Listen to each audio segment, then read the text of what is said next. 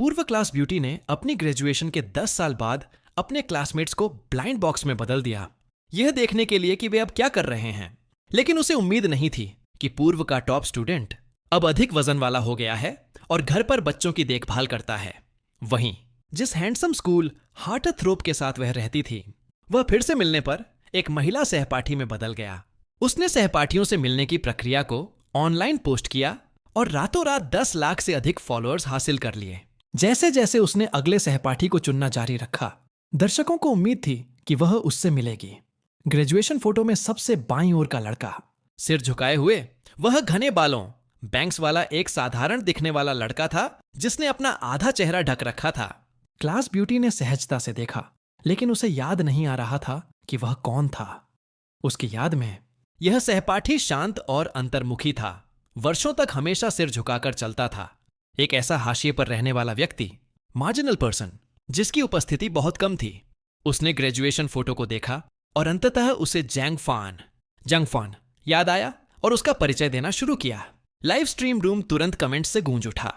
क्या आपने कभी ध्यान दिया है कि हर क्लास में हमेशा कुछ ऐसे सहपाठी होते हैं जिनके नाम आपको याद नहीं रहते? लोग केवल विशिष्ट या टॉप प्रदर्शन करने वालों को याद रखते हैं। इन हाशिए के लोगों के लिए समाज में प्रवेश करने के बाद भी वे बहुत कुछ हासिल नहीं कर पाएंगे। किसने कहा कि सामाजिक न होने का मतलब लोकप्रियता खराब होना है? लाइव चैट को गर्म होता देख शिया बिंग ने मामले को शांत करने के लिए तुरंत कदम उठाया और साथ ही उस पुराने सहपाठी से मिलने का फैसला किया जिसे वह मुश्किल से याद करती थी।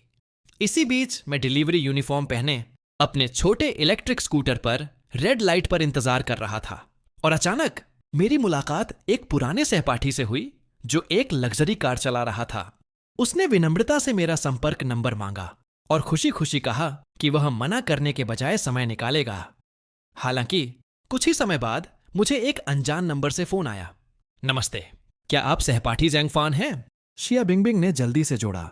मैं शिया बिंगबिंग हूं, हम हाई स्कूल के सहपाठी थे। मैंने एक पल के लिए सोचा और अंत में मुझे याद आया कि वह कभी क्लास ब्यूटी थी। तो मैंने इतने लंबे समय तक बिना संपर्क के रहने के बाद पूछा, क्या ऐसा हो सकता है कि तुम शादी कर रही हो शिया बिंगबिंग? अगर यह पैसे उधार लेने के बारे में है तो इसे भूल जाओ। इन शब्दों ने शिया बिंगबिंग को एक पल के लिए स्तब्ध कर दिया। उसने तुरंत जवाब दिया, मेरी शादी नहीं हो रही है और मैं पैसे भी उधार नहीं ले रही हूं। इससे पहले कि वह अपनी बात पूरी कर पाती, मैंने जारी रखा, फिर मैं समझ गया। मुझे लिंक भेजो और मैं कीमत कम करने, प्राइस कट, पिंदु ओदुओ स्टाइल में तुम्हारी मदद करूंगा। आखिर मैं एक नया यूजर हूं। लाइव चैट तुरंत ठहाकों से गूंज उठी। जेजियांग का यह सहपाठी प्रफुल्लित करने वाला है, लेकिन उसका उत्तर बहुत यथार्थवादी था। एक सहपाठी जिससे आपने वर्षों से संपर्क नहीं किया है, वह एक दिन अचानक आपसे संपर्क करता है। यह आमतौर पर या तो इसलिए होता है क्योंकि वे शादी कर रहे होते हैं या क्योंकि वे पैसे उधार लेना चाहते हैं। लाइव चैट में स्क्रॉलिंग कमेंट्स को देखकर शियाओ बिंगबिंग आखिरकार होश में आई। सच में ऐसा ही लग रहा था। उसने जल्दी से समझाया, जैंग, तुमने गलत समझा। मैं एक लाइव स्ट्रीम इवेंट होस्ट कर रही हूं। यह हाई स्कूल के सहपाठियों को चैट के लिए आमंत्रित करने के बारे में है। मुझे नहीं पता कि तुम्हारे पास समय है या नहीं। मैं तुम्हारा इंतजार कर सकती हूं। उसे ऐसा कहते देख मेरे पास सहमत होने के अलावा कोई विकल्प नहीं था। ठीक है, फिर मैं अगले शनिवार को फ्री रहूंगा। मैं तब तुमसे संपर्क करूंगा। लेकिन ठीक उसी समय एक तीखी जुबान वाली महिला ने अचानक मुझे बेरहमी से डांटना शुरू कर दिया। देखो क्या समय हुआ है। यह टेकआउट खाना पहले से ही ठंडा है। क्या इसे खाया भी जा सकता है? फोन से वह आवाज सुनकर शिया बिंगबिंग ठिठक गई और लाइव स्ट्रीम के दर्शकों का भी यही हाल था। इस बार जिस सहपाठी को बिंग ने आमंत्रित किया था, वह एक फूड डिलीवरी बॉय निकला। मुझे लगता है कि आपको अगले एपिसोड में किसी और को बदलना चाहिए। डिलीवरी मैन से मिलने में क्या दिलचस्पी है? हम एक अंडरडॉग की वापसी देखना चाहते थे, लेकिन शायद हकीकत इतनी ही क्रूर है। अधिकांश लोगों का भाग्य औसत दर्जे का होना ही लिखा है। लाइव स्ट्रीम में कमेंट्स को देखकर शियाओ बिंगबिंग को अचानक अंदर से बेचैनी महसूस हुई। हालांकि वह जानती थी कि इससे कुछ ट्रैफिक कम हो सकता है, लेकिन उसे वास्तव में कोई आपत्ति नहीं थी। उसने एक मजबूर मुस्कान बिखेरी। चूंकि मैंने पहले ही जैंग के साथ अपॉइंटमेंट ले लिया है, इसलिए मैं अपना वादा नहीं तोड़ूंगी। इसके अलावा मेरा मानना है कि कोई भी काम छोटा नहीं होता खाना पहुंचाना कोई शर्मनाक काम नहीं है। वे न तो चोरी करते हैं और न ही लूटते हैं। वे अपने हाथों से पैसे कमाते हैं। अकेले यही हमारे सम्मान का हकदार है। इन शब्दों ने लाइव स्ट्रीम के दर्शकों को उसकी प्रशंसा करने पर मजबूर कर दिया। पलक झपकते ही शनिवार आ गया। शियाओ बिंगबिंग ने पहले ही लाइव स्ट्रीम शुरू कर दी थी। चैट रूम उत्साह से उबल रहा था। जब से उन्हें पता चला कि बिंग का सहपाठी एक फूड डिलीवरी बॉय है, मैं पीली जैकेट पहने उस सहपाठी की कल्पना किए बिना नहीं रह सका, जो बिंग को लेने के लिए ई स्कूटर चला रहा है। इन कमेंट्स को पढ़कर शिया बिंगबिंग थोड़ा सिहर गई। वह छवि उसके दिमाग में भी कौंधने लगी। वह खुद को सख्त होने से नहीं रोक सकी। चिंता करने की क्या बात है? ई स्कूटर तो बस परिवहन का एक साधन है। उसने अपने दिल में खुद को तसल्ली दी। ज्यादा देर नहीं हुई, वह तय जगह पर पहुंच गई। उसी पल शियाओ बिंगबिंग ने एक लग्जरी कार को धीरे धीरे आते देखा। उसे और भी आश्चर्य तब हुआ जब लग्जरी कार वास्तव में उसके ठीक सामने रुकी। फिर दरवाजा खुला और एक साधारण दिखने वाला आदमी मुस्कुराते हुए बाहर निकला और उसकी ओर देखने लगा। शियाओ बिंगबिंग ने गहरी भौहें सिकोड़ी। वह बातचीत शुरू करने की कोशिश करने वाले बहुत से लोगों से मिली थी और अधिकांश समय उसने विनम्रता से मना कर दिया था। शिया बिंगबिंग का उलझन भरा चेहरा देखकर मैं मुस्कुराया। तुम पूर्व क्लास ब्यूटी हो, है ना? तुम भूल गई कि हम आज मिलने के लिए सहमत हुए थे। शिया बिंगबिंग तुरंत चौंक गई और लाइव स्ट्रीम चैट भी अविश्वास से भर गई। बिल्कुल नहीं, एक फूड डिलीवरी बॉय। वह $1 मिलियन की लग्जरी कार कैसे खरीद सकता है? मुझे शर्त है कि वह कार किराए पर ली गई है। तुमने सही अनुमान लगाया। वह कार मेरे परिवार से किराए पर ली गई थी। दरअसल शियाओ बिंगबिंग को यकीन नहीं था कि कार किराए पर थी या नहीं, लेकिन जब उसने एक फैन को यह दावा करते देखा कि वह उनके परिवार से किराए पर ली गई है, तो उसने इस पर संदेह करना बंद कर दिया। लेकिन वह नहीं जानती थी कि वह फैन सिर्फ मनगढ़ंत बातें कर रहा था। हिचकिचाते हुए उसने पूछा, जैंग फान, यह कार? शिया बिंगबिंग के भाव देखकर मैं भी भ्रमित हो गया। कार के बारे में क्या? जब मैं घर से निकला तो थोड़ा जल्दी में था, इसलिए मैंने घर से कोई भी एक रैंडम कार उठा ली। जैसे ही ये शब्द बाहर आए, लाइव चैट में धमाका हो गया। किसी वजह से सिर्फ जैंग फॉन को देखकर लोग नाराज हो गए। स्पष्ट रूप से सिर्फ एक फूड डिलीवरी बॉय फिर भी हमारी देवी का ध्यान खींचने के लिए अमीर होने का नाटक कर रहा है। घिनौना, घृणा की पुष्टि हो गई। शियाओ बिंगबिंग ने उन द्वेषपूर्ण कमेंट्स को पूरी तरह से अनदेखा कर दिया और इसके बजाय मेरी ओर देखा, मन में द्वंद्व महसूस करते हुए। क्या उसे मुझे सीधे बताना चाहिए कि मेरी पहचान उजागर हो गई है? लेकिन वह यह भी जानती थी कि मैं सिर्फ एक अच्छा प्रभाव डालना चाहता था। इसलिए मैंने एक लग्जरी कार किराए पर ली। इस समय मुझे इस बारे में कुछ नहीं पता था। मुस्कुराते हुए मैंने उसे आमंत्रित किया। दोपहर होने वाली है, क्यों ना हम दोपहर के भोजन के लिए कोई रेस्टोरेंट ढूंढे और बातचीत भी करें। कार में शिया बिंगबिंग ने मेरी वर्तमान नौकरी के बारे में पूछा। मैंने सहजता से स्वीकार किया कि मैं एक फ्रीलांसर था। इसने वास्तव में उसे राहत महसूस कराई। उसे सच में डर था कि मैं अचानक शेखी बघारूंगा और किसी लिस्टेड कंपनी का सीईओ होने का दावा करूंगा। इससे दर्शक मुझ पर हंसेंगे ही। इसके बाद हमने रिश्तों के बारे में बात की। मैंने उसे बताया कि मैं पहले से ही शादीशुदा हूं और मेरे बच्चे हैं। यह सुनकर शिया बिंगबिंग अचानक चुप हो गई। उसने कुछ दर्शकों की तरह ही सोचा, स्पष्ट रूप से एक परिवार होने के बावजूद चेहरा बचाने के लिए लग्जरी कार किराए पर ले रहा है। फिर उसने मेरी पत्नी के बारे में पूछा। मैंने आह भरी और कहा, वह काम में मुझसे भी ज्यादा व्यस्त है। परिवार को मेरे द्वारा कमाए गए थोड़े से पैसे की जरूरत नहीं है, इसलिए मैं केवल उसका समर्थन कर सकता हूं। यह सुनकर शिया बिंगबिंग का गला लगभग सूख गया। चैट में दर्शकों ने पागलों की तरह मजाक उड़ाना शुरू कर दिया। यह आदमी बहुत बड़ा टर्न ऑफ है, अभी भी दिखावा कर रहा है। कह रहा है कि परिवार को उस थोड़े से पैसे की जरूरत नहीं है। अपनी पत्नी को पैसे कमाने के लिए बाहर जाने दे रहा है और इसे इतनी बेशर्मी से कह रहा है। वास्तव में बेशर्म। लेकिन उस पल मैं एक प्यार करने वाले पिता की तरह मुस्कुराए बिना नहीं रह सका। रेड लाइट के दौरान मैंने अपने फोन पर अपने बच्चों की तस्वीरें निकाली। शियाओबिंग ने उन्हें अनमने ढंग से लिया, फिर ठिठक गई और अविश्वास में पूछा, क्या ये 2 बच्चे वाकई तुम्हारे हैं? मैंने एक कड़वी मुस्कान दी और उसकी ओर देखा। ये 2 बच्चे वास्तव में मेरे अपने हैं। क्या तुम्हें नहीं दिखता कि वे मुझसे कितने मिलते जुलते हैं? और शिया बिंगबिंग को भी एहसास हुआ कि उसका सवाल कितना अजीब था। उसने तुरंत माफी मांगी। उसके लिए खेद है। मैं बस थोड़ा हैरान थी। इस दृश्य ने लाइव स्ट्रीम के दर्शकों को और भी उत्सुक बना दिया। हर किसी ने कहा कि वे भी देखना चाहते हैं। मुझसे तस्वीरें दिखाने की अनुमति मिलने के बाद शिया बिंगबिंग ने कैमरा उनकी ओर घुमाया और लाइव चैट तुरंत फिर से पागल हो गई। ओह माय गॉड, वे बहुत प्यारे हैं। ये 2 बच्चे अपनी मां पर गए होंगे। क्या आप सभी ने इन 2 बच्चों पर ध्यान नहीं दिया? वे दीवा द केक्सान की तरह बहुत दिखते हैं। वे सच में दिखते हैं। क्या ऐसा हो सकता है कि उनकी मां वास्तव में दीवा द केक्सान हो? ऐसा कैसे संभव हो सकता है? भले ही दीवा अंधी होती, वह एक फूड डिलीवरी मैन से शादी नहीं करती। लाइव चैट में कमेंट्स को देखकर शिया बिंगबिंग एक पल के लिए ठिठक गई। उसने और अधिक ध्यान से देखने के लिए जल्दी से फोन उठाया। यह मूल रूप से दीवा का एक लघु संस्करण, मिनिएचर वर्जन था। वह अचानक मुस्कुराई और पूछा, क्या मैं तुम्हारे घर तुम्हारे बच्चों को देखने आ सकती हूं? दर्शक भी दीवा का मिनी संस्करण देखना चाहते थे। मैं मुस्कुराया और सिर हिलाया। आज दोपहर 2 बजे मैं उन्हें किंडरगार्टन से लेने जाऊंगा। तुम तब मेरे साथ आ सकती हो? शिया बिंगबिंग तुरंत उत्साहित हो गई। आखिरकार केक्सान उसकी आदर्श थी। उसके एक छोटे संस्करण से मिल पाना उसे वास्तव में खुश कर रहा था। जल्द ही कार एक पुराने रेस्टोरेंट की पार्किंग में रुकी। कार से उतरते ही शिया बिंगबिंग हैरान रह गई। वह जानती थी कि इस रेस्टोरेंट का 100 साल का इतिहास है। यहां सिर्फ एक बार खाना खाने की कीमत एक साधारण व्यक्ति के पूरे महीने के वेतन के बराबर हो सकती है। इसलिए शिया बिंगबिंग ने जल्दी से अपना सिर हिलाया। यहां का खाना बहुत महंगा है। मुझे लगता है कि हमें कोई दूसरी जगह चुननी चाहिए। यह देखकर मैंने अपना हाथ हिलाया। कोई बात नहीं, हम पुराने सहपाठी इतने समय में मिले हैं। तुम्हें मेरे साथ इतना विनम्र होने की जरूरत नहीं है। इसके अलावा मुझे वास्तव में पैसे की ज्यादा परवाह नहीं है। वैसे भी मेरे लिए पैसा कमाना बस कुछ ही मिनटों की बात है।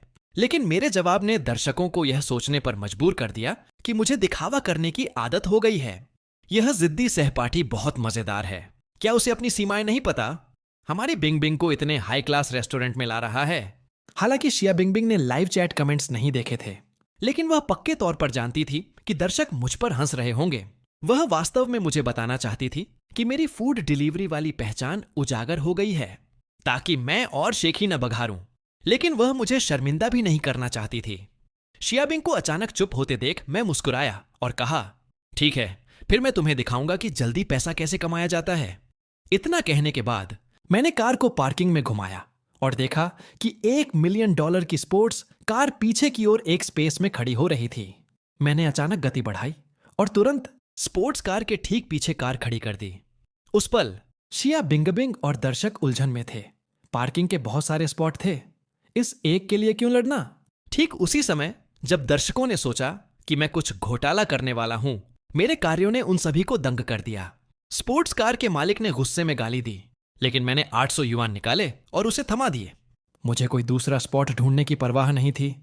ये रहे 800 युआन। ऐसी लो और कोई दूसरा पार्किंग स्पेस ढूंढ लो। चलो, इसे सिर्फ दोस्त बनाना कहते हैं। लेकिन स्पोर्ट्स कार के मालिक ने भौहें सिकोड़ी। उसने अपनी जेब से अपना बटुआ निकाला। बिना देखे ही उसने मुट्ठी भर नकदी पकड़ी और मेरे चेहरे पर फेंक दी। फिर उपहास किया, मुझे इस पार्किंग स्पॉट की जरूरत नहीं है। मैं तुम्हारे पैदा होने से पहले ही दिखावा कर रहा था। उसकी बाहों में मौजूद सुंदरी ने उसे कसकर गले लगा लिया। ओह हबी, तुम अभी बहुत मर्दाना लग रहे थे। जब उन्होंने स्पोर्ट्स कार के मालिक को पैसे फेंकते और जाते देखा तो दर्शकों की आंखें फटी की फटी रह गईं। यहां तक कि शिया बिंगबिंग को भी विश्वास नहीं हुआ। लेकिन तभी मैंने जमीन से नकदी उठाई, मुस्कुराया और कहा, वह आदमी वाकई अमीर है। 600 से 500 युआन। लगता है आज के लंच का खर्चा निकल गया। शिया बिंगबिंग का मुंह कुछ बार फड़फड़ाया। यह ऐसी चीज थी जिसे वह खुद कभी नहीं कर सकती थी। लेकिन लाइव चैट के दर्शक हैरान थे। हे भगवान, कुछ ही मिनटों में उसे 6000 युआन से ज्यादा मिल गए। वह पैसा कमाना बहुत आसान था। मैंने अभी खुद इस तरीके को आजमाया और इसने काम किया। 100,000 कमाए और अब मैं अस्पताल में पड़ा हूं। कार के मालिक ने मुझे पीटा है। ज्यादा समय नहीं लगा। मैंने अपने हाथ में नकदी हिलाई, फिर शियाओ बिंगबिंग के साथ रेस्टोरेंट में चला गया। उसने मेनू पर एक नजर डाली। यह काफी महंगा था। उसे अंदर से बेचैनी महसूस हुई। उसकी नजरों में मैंने इतना महंगा स्थान केवल दिखावे के लिए चुना था। लेकिन मेरा शांत व्यवहार देखकर वह थोड़ी हतप्रभ रह गई, जैसे कि मैं अक्सर यहां आता हूं। उस पल मैंने अपना सिर हिलाया और शिया बिंगबिंग से कहा, सहपाठी। शिया, पूरे रास्ते में तुमसे कुछ कहना चाहता था। हालांकि मैं आमतौर पर लाइव स्ट्रीम नहीं देखता हूं। मुझे लगता है कि तुम्हारी लाइव स्ट्रीम अच्छी नहीं है। यह उबाऊ है और आकर्षक नहीं है। यह सुनकर शिया बिंग ठिठक गई। तुम ऐसा क्यों सोचोगे? उसे अंदर से थोड़ा बुरा लगा। आखिरकार वह लाखों फॉलोअर्स वाली एक स्ट्रीमर थी। मैंने अपना सिर हिलाया और अपने विचार साझा किए। इस पूरी यात्रा में हमने शायद ही कोई बातचीत की, भले ही हम सिर्फ साधारण सहपाठी हों। फिर भी यह एक लाइव स्ट्रीम है। अजनबियों के साथ भी आपको परिचित की तरह व्यवहार करने और बातचीत करने की जरूरत है। शिया बिंगबिंग के हाव भाव थोड़े अस्वाभाविक हो गए। बेशक वह यह जानती थी, लेकिन समस्या यह थी कि उसने इसे जोर से कहने की हिम्मत नहीं की। हालांकि लाइव चैट में दर्शकों ने और भी कड़ी प्रतिक्रिया दी।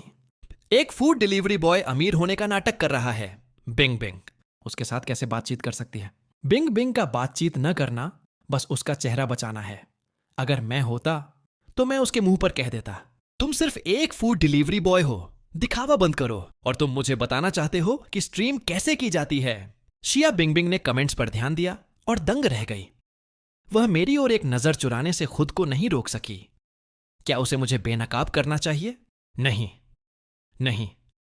अगर उसने मुझे सच बताया तो मुझे निश्चित रूप से अपमानित होना पड़ेगा। लेकिन अगर उसने कुछ नहीं कहा तो मेरा व्यवहार दर्शकों को मुझ पर और भी हंसाएगा। जैसे ही शिया बिंगबिंग इस बात पर संघर्ष कर रही थी कि सच कहा जाए या नहीं, एक प्राइवेट मैसेज पॉपअप हुआ। ये उसकी सबसे अच्छी दोस्त और बिजनेस पार्टनर जो शुया की ओर से था। बिंग बिंग, मुझे पता है कि तुम क्या सोच रही हो। उसे अभी सच मत बताओ। अभी लाइव स्ट्रीम अपनी चरम लोकप्रियता पर है। स्ट्रीम खत्म होने के बाद हम उसे अपने स्टूडियो में शामिल होने के लिए आमंत्रित कर सकते हैं। मैं गारंटी देती हूं कि वह एक इंटरनेट सेलिब्रिटी बन सकता है। वह खाना पहुंचाने से निश्चित रूप से ज्यादा कमाएगा। जो शुया की नजरों में जैंग फान प्रतिभाशाली भी था, उसके दिखावे का जिक्र तो छोड़ ही दीजिए। जिस तरह से उसने पार्किंग को लाभ में बदल दिया, उस तरह की सोच साधारण लोगों में नहीं थी। इस प्राइवेट मैसेज को देखकर शिया बिंगबिंग के दिल का बोझ हल्का हो गया। मैं मुस्कुराया और अपना सिर हिलाया। क्या दर्शक फिर से दिखावा करने के लिए मेरा मजाक उड़ा रहे हैं? शिया बिंगबिंग की आंखें तुरंत फैल गईं। तुम्हें कैसे पता चला? मैं फिर से मुस्कुराया और कहा, मुझे यह भी पता है कि जब हम आज पहली बार मिले थे तो दर्शकों ने कहा था कि मेरी कार किराए की थी। असल में तुम्हें ऑनलाइन कमेंट्स की परवाह करने की जरूरत नहीं है। तुम्हें बस यह जानने की जरूरत है कि जो लोग हकीकत में नाखुश हैं, वे ऑनलाइन अपना असली स्वभाव प्रकट करते हैं, बिना किसी रोक टोक के अपनी तथाकथित राय व्यक्त करते हैं। यह काम में ईर्ष्या के अलावा और कुछ नहीं है। दूसरों पर हंसना, दूसरों के पास जो है उससे जलना, यही मानवीय स्वभाव है। एक स्ट्रीमर के रूप में तुम्हें अधिक खुले विचारों वाला होना चाहिए। यह सुनकर शियाओ बिंगबिंग सन्न रह गई। इस बीच लाइव स्ट्रीम में दर्शक ठहाके मारकर हंस पड़े, लगभग उससे मर ही गए। वह खुद को क्या समझता है? एक विशेषज्ञ, एक प्रोफेसर, और यहां वह लोगों को लेक्चर दे रहा है। एक डिलीवरी बॉय। हम उससे ईर्ष्या कैसे कर सकते हैं? सबसे बुरा वह व्यक्ति है जो कंगाल होकर भी दिखावा कर रहा है। अगर मुझे सच्चाई नहीं पता होती तो मैं सोच सकता था कि वह कोई सफल व्यक्ति है। मुझे एहसास नहीं हुआ कि मेरी बातों ने अभी बहुत सारे दर्शकों को नाराज कर दिया है। मैंने शियाओ बिंगबिंग की ओर देखा और मुस्कुराया। हम पुराने सहपाठी फिर से मिल रहे हैं, इसलिए इस बात की चिंता मत करो कि दूसरे क्या कहते हैं। रिलैक्स करो, जो चाहो मुझसे पूछो। इतना सावधान रहने की जरूरत नहीं है। उस पल शियाबिंग को अचानक एहसास हुआ। शुरू से अब तक ऐसा लग रहा था जैसे मैं ही बातचीत का मार्गदर्शन कर रहा था और बाद में व्यक्तिगत रूप से कार्रवाई भी कर रहा था। दर्शकों को सिखा रहा था कि कैसे जल्दी से नियंत्रण करना है। यह सोचकर उसे गहरा पछतावा महसूस हुआ। उसने एक गहरी सांस ली, अपने मन के अराजक विचारों को साफ किया और पूछा गंभीरता से, सहपाठी जैंग, मुझे याद है कि सीनियर ईयर में तुम अक्सर छुट्टी लेते थे। और क्या तुमने कॉलेज प्रवेश परीक्षा, कॉलेज एंट्रेंस एग्जाम छोड़ नहीं दी थी? मैं मुस्कुराया और सिर हिलाया। हां, उस साल मेरे परिवार की कुछ जमीन का अधिग्रहण रिक्विजिशन किया गया था। मुआवजा कई अरबों का था। यह सुनकर लाइव चैट तुरंत ही फट पड़ी। कितना हास्यास्पद। केवल वही व्यक्ति जिसने हाई स्कूल पूरा नहीं किया है ऐसा कहेगा। क्या ज्ञान को वास्तव में पैसे से मापा जा सकता है? पैसा किसी दिन खत्म हो सकता है, लेकिन ज्ञान झरने की तरह अंतहीन बहता है। मैं उससे सहमत हूं। शिक्षा के बिना आप आगे नहीं बढ़ पाएंगे। तो यहां सवाल है, यदि आपके पास अरबों के मुआवजे या सिंघुआ या पीकिंग यूनिवर्सिटी में प्रवेश के बीच विकल्प होता तो आप किसे चुनते? शिया बिंगबिंग ने लाइव कमेंट्स को नजरअंदाज किया और भ्रम के साथ मेरी ओर देखा। तो अरबों के मुआवजे की वजह से तुमने पढ़ाई छोड़ने का फैसला किया? मैंने सहजता से समझाया कि कॉलेज जाने का उद्देश्य अधिक ज्ञान प्राप्त करना है, लेकिन मेरे लिए कॉलेज में सीखने लायक कुछ भी नहीं बचा था। उस समय शियाओ बिंगबिंग का केवल एक ही विचार था। तुमने मुझसे खुलकर पूछने के लिए कहा था, लेकिन तुम्हें इतने लापरवाही से जवाब नहीं देना चाहिए था। जैसा कि अपेक्षित था, लाइव चैट फिर से फटने वाली थी। साथ ही दर्शकों ने मेरी बातों को क्लिप कर लिया था। उन्हें कॉलेज में सिखाने के लिए कुछ नहीं बचा है। पैसा कमाना बस कुछ ही मिनटों की बात है। पारिवारिक तोड़फोड़ का मुआवजा बस कुछ अरब जैसे कैप्शन के साथ मीम्स में बदल दिया। मुझे कभी उम्मीद नहीं थी कि मेरे मीम्स ऑनलाइन इतनी तेजी से फैलेंगे, जैसे कि अदृश्य हाथों द्वारा धकेले गए हों। इस समय शिया बिंगबिंग ने एक जटिल भाव के साथ मेरी ओर देखा। उसे शुरू से ही मुझे न बताने का थोड़ा अफसोस महसूस हुआ कि मेरी पहचान पहले ही उजागर हो चुकी थी, जिसके कारण मुझे दिखावा करने की अधिक से अधिक लत लग गई।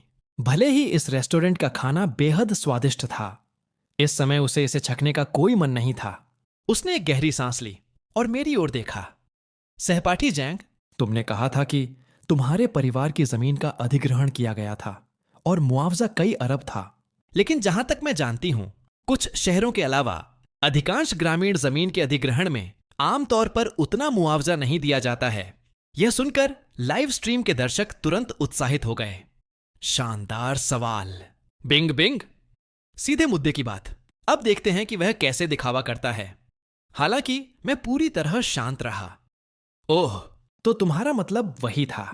हालांकि अधिकांश ग्रामीण भूमि मुआवजा अधिक नहीं है, यह सच है, लेकिन मेरे परिवार की जमीन विशेष थी, इसलिए मुआवजा बहुत अधिक हुआ। यह सुनकर लाइव चैट के दर्शकों ने फिर मजाक उड़ाया। बिंग बिंग, उस पर विश्वास मत करो। अगर सच में अरबों का मुआवजा है तो मैं खुद को लाइव स्ट्रीम में छपोली मन्यूअर डंक खाते हुए दिखाऊंगा, चाहे जमीन कितनी भी विशेष क्यों ना हो। जब तक वह ग्रामीण है, अरबों के मुआवजे की बात तो भूल ही जाओ। यहां तक कि कुछ मिलियन भी असंभव है। शिया बिंग को लाइव कमेंट्स की परवाह नहीं थी। उसे बस मेरी बातों से निराशा महसूस हुई। उसकी यादों में मैं हमेशा एक ईमानदार और सरल व्यक्ति था। उसे उम्मीद नहीं थी कि समाज में प्रवेश करने के बाद सरल लोग भी जटिल और बेचैन हो सकते हैं। फिर उसके हाव भाव गंभीर हो गए और उसने मुझे जीवन के सिद्धांतों के बारे में लेक्चर दिया। मैंने ज्यादा सफाई देने की जहमत नहीं उठाई, इसलिए मैंने विषय बदल दिया और उसके साथ अतीत के बारे में मजाक में बात करना शुरू कर दिया, यह कहते हुए कि क्लास ब्यूटिशिया, तुम्हें अभी भी दूसरों को लेक्चर देना बहुत पसंद है। फिर मैंने पूछा, क्या तुम जानती हो कि मैं तुमसे मिलने के लिए क्यों सहमत हुआ? क्यों? शिया बिंगबिंग ने सहजता से पूछा। दरअसल उसने इस सवाल के बारे में ज्यादा नहीं सोचा था, क्योंकि जब भी पुरुष सहपाठियों को आमंत्रित करने की बात आती थी, सफलता दर 90% से अधिक होती थी। उसे नहीं पता था क्यों। उसका उलझन भरा चेहरा देखकर मैंने एक फीकी मुस्कान दी। हाई स्कूल में मैं थोड़ा अंतर्मुखी था और शब्दों में अच्छा नहीं था, इसलिए किसी ने कभी मुझसे बात करने की पहल नहीं की। लेकिन तुम इकलौती थी जिसने अक्सर मेरे ग्रेड के बारे में पूछा और मुझे और मेहनत से पढ़ने के लिए प्रोत्साहित किया। शायद तुम्हारे लिए यह सिर्फ एक मामूली बात थी, लेकिन मेरे लिए इसने मुझे महसूस कराया कि मुझे पूरी तरह से नजरअंदाज नहीं किया गया था। यह सुनकर शियाओ बिंगबिंग के गाल गुलाबी हो गए जब उसने मेरी ओर देखा। मुझे लगता है कि निश्चित रूप से बहुत से लोग अभी भी तुम्हें याद करते हैं। यह वास्तव में मेरी बातों की वजह से नहीं था, बल्कि इसलिए था क्योंकि उसने उस समय ऐसा किया था। वह वास्तव में केवल क्लास रैंकिंग के लिए था। बेशक वह इसे जोर से नहीं कह सकती थी। इस बीच एक फिल्म सेट पर कई क्रू मेंबर्स प्राचीन वेशभूषा में एक आश्चर्यजनक रूप से सुंदर महिला को देख रहे थे। उसकी धनुषाकार भौहें और नाजुक विशेषताएं सुरुचिपूर्ण भूमिका के लिए पूरी तरह उपयुक्त थीं। हर भाव और हलचल से सुंदर आकर्षण झलकता था। और यह महिला कोई और नहीं बल्कि तथाकथित नेशनल गॉडेस केक्सान थी। जो लोग केक्सान को नहीं जानते, उनके लिए वह अहंकारी, ठंडी और अलग थलग लग सकती है। लेकिन जो लोग उसे अच्छी तरह जानते हैं, वे समझते हैं कि वह एक बहुत ही गर्मजोशी वाली व्यक्ति है। बहुत से लोग इस बात को लेकर उत्सुक थे कि ऐसी महिला से कौन शादी कर सकता है, चाहे वह इंडस्ट्री के अंदर हो या बाहर। केक्सान का पति एक रहस्य बना रहा, लेकिन हर कोई जानता था कि उसका पति असाधारण था। एक बार एक मनोरंजन कंपनी के अध्यक्ष ने केक्सान को अपने साथ चलने के लिए मजबूर करने की कोशिश की और यहां तक कि उसे ब्लैकलिस्ट करने की धमकी भी दी अगर उसने बात नहीं मानी। लेकिन किसने सोचा होगा कि वह मनोरंजन कंपनी कुछ ही दिनों में दिवालिया हो गई। इसने इंडस्ट्री में सभी को चौंका दिया। वह कंपनी देश की टॉप 3 कंपनियों में शामिल थी। इसने बहुत से लोगों को केक्सान के पीछे की भयानक शक्ति का एहसास कराया। उस पल वह एक कुर्सी पर बैठी स्क्रिप्ट पढ़ रही थी जब उसके कान में एक हल्की आवाज सुनाई दी। यह जैंग फान बहुत मजेदार है। एक आदमी जिसने हाई स्कूल भी पास नहीं किया, कॉलेज में सीखने के लिए कुछ नहीं बचा है, ऐसा कहने की हिम्मत कर रहा है। केक्सान ने सोचा कि उसने गलत सुना है और ज्यादा ध्यान नहीं दिया, लेकिन धीमी आवाजें फिर आईं। असल में मैं समझ सकती हूं कि जैंग फान ने मीटअप के लिए लग्जरी कार क्यों किराए पर ली। कितना हास्यास्पद। तो वह खड़ी हुई और उन 2 लड़कियों के पास गई। उसने पूछा, मैंने तुम्हें इतनी खुशी से बातें करते हुए सुना, तुम किस बारे में बात कर रही थीं? क्या तुम मुझे बता सकती हो? केक्सान को अचानक अपने बगल में देखकर दोनों लड़कियां घबराहट में जल्दी से बोलीं, गॉडेस, हम बस एक लाइव स्ट्रीम देख रहे थे। ये एक बहुत ही लोकप्रिय महिला इन्फ्लुएंसर है जो अपने पुराने हाई स्कूल के सहपाठियों के साथ मीटअप की लाइव स्ट्रीमिंग कर रही है और इस बार का पुरुष सहपाठी वास्तव में दिलचस्प है। दोनों लड़कियों की बात सुनकर केक्सान ने फोन लिया और लाइव स्ट्रीम देखी। उसने एक साधारण दिखने वाले आदमी को एक सुंदर महिला के साथ हंसते और बातें करते हुए खुशी खुशी डिनर करते और चैट करते देखा। यह दृश्य देखकर केक्सान की आंखें थोड़ी सिकोड़ी। उसके लाल होंठ एक फीकी खूबसूरत मुस्कान में मुड़ गए। इस दृश्य ने दोनों लड़कियों को दंग कर दिया।